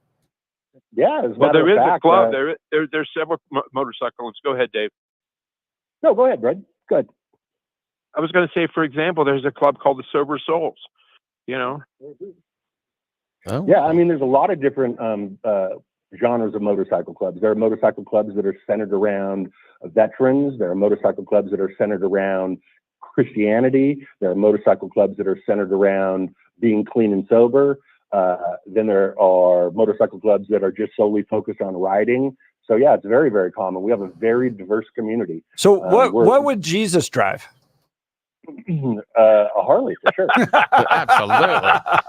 You would have been seen on any Japanese stuff. Ugh, yeah, they're not good. Now, David Devereaux, spokesperson for the National Council of Clubs, with us, along with Wade Eldridge, lawyer for National Council of Clubs. We're bringing them on the Jeff and Bill show this morning because there have been some social media posts about motorcycle clubs or gangs coming to Aurora to attack the Venezuelan gang members, and it's going to be a rumble, and that's not true. It's a social media post that got out of hand, that someone was actually making a joke, and I'm going to have Dave address that here in a second. So when you see the motorcyclists in and around Aurora, these are friends of the community. You don't have to be worried about them. If you do, wave, say hi to them, and make sure you give them the space on the road that they need, because here in Colorado, we're dealing with a brand new law, how they can slide up between you in the lanes, and they can get ahead of you when you're driving out traffic and also at stop signs and stoplights. So be careful, share the road, watch out for our friends that are on the two-wheelers when you're in your four-wheeler. Now, David, I want you to talk about... Can I interject something here? Please, yes. The law, because if there are any bikers listening to this, the law is that you can only come in between the cars when they're stopped. I've seen some people coming in between the cars while they're still moving. That's not the law. So, hey, my biker brothers, only when they're stopped. Thank you. Go ahead. Yeah, I appreciate that one. That is exactly right. So when to stop, that's when you can slide through it in between the cars. Now, David, this original post that caused some of the, say, kerfuffle was actually a joke. Tell us the story about the person you've talked to that's responsible for the original post and how it kind of got out of hand. Well, I haven't talked to the person who originally is responsible for the post, but she has posted another post that says, hey, this was intended to be a joke. I did not intend for this to be a viral news story that even mainstream media has picked up. But I think that is one of the risks of social media.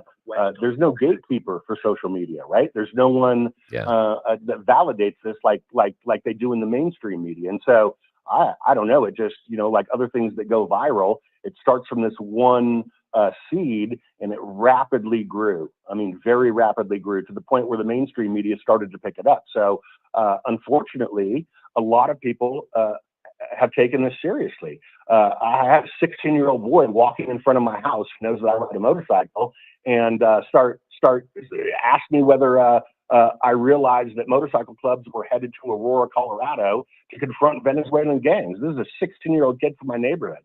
I have another brother in my motorcycle club who traveled out here to this convention with me. And his 80-year-old father asked him whether he was coming to participate in handling these Venezuelan immigrants, right? I mean, it's just unfortunately, people often believe what they hear. And this is an example of that. And There's that old saying that a lie can get around the world twice before the truth even gets its pants on. How does somebody join a biker's club? Where do you go? Is there a directory?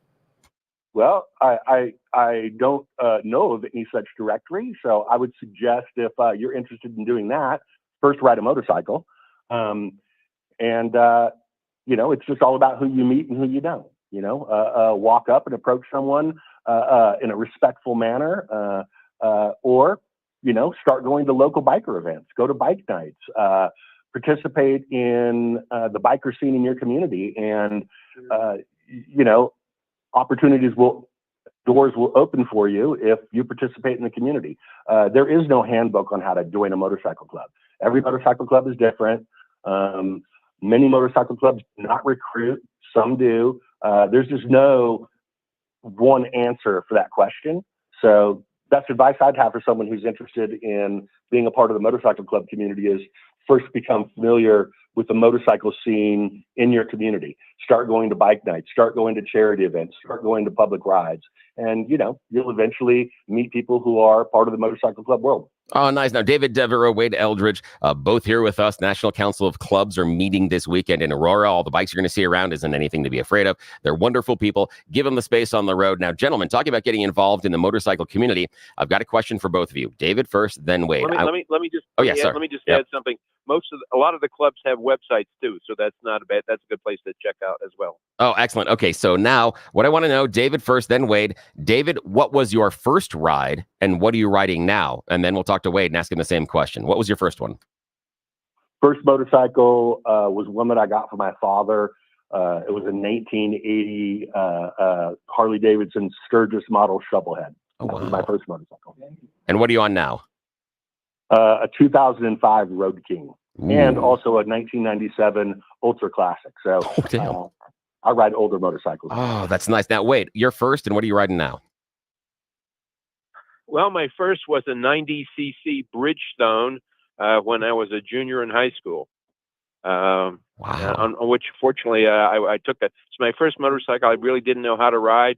I took a turn to the right. I should have leaned to the right, but instead I leaned to the left and woke up about 10 days later in the ER. I wasn't wearing a helmet, and so I had a fractured skull. My heart stopped. The state of Pennsylvania in 1966. You got no heartbeat, you're dead. So I can say I was killed on my first motorcycle. Wow. But then when I was in law school, I got a BMW, which I drove to Guatemala and back. Now I'm privileged, thank you, Lord. I've got several motorcycles to choose from. I have a Triumph Rocket 3, which I converted into a trike, a couple BMWs, some Harleys, assortment of Japanese motorcycles. It's just kind of depends on the day. Right. Oh, man, that is great. And here's Jeff and I just still putting the playing cards into the spokes of our bikes and pretending that we're riding motorcycles. Hey, David, Wade, thank you so much for your time today. We really appreciate you joining Jeff and Bill. National Council of Clubs going to be meeting here in Aurora this weekend. When you see them on the road, give them the space. Gentlemen, have a wonderful, wonderful weekend and enjoy Colorado. We appreciate you. Thank you. All right. We'll continue with the Jeff and Bill show. This is Denver's Talk Leader, News Talk 710 KNUS.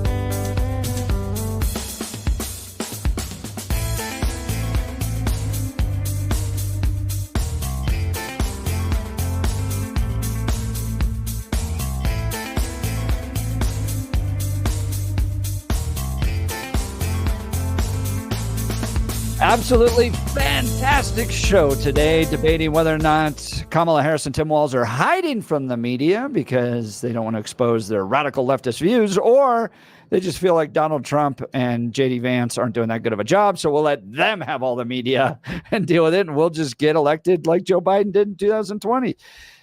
That was a good debate. Then we got into whether or not Mike Kaufman should be on the stage with Donald Trump coming up. All of that was on our podcast, 710knus.com. I'm going to be filling in for Peter Boyles tomorrow, 9 a.m. to 1 p.m. So you can join me there as we cover the ballot initiatives and a lot more. So be tuning in. You've been listening to The Jeff and Bill Show. Denver's talk leader, News Talk 710 KNUS. Enjoy your weekend.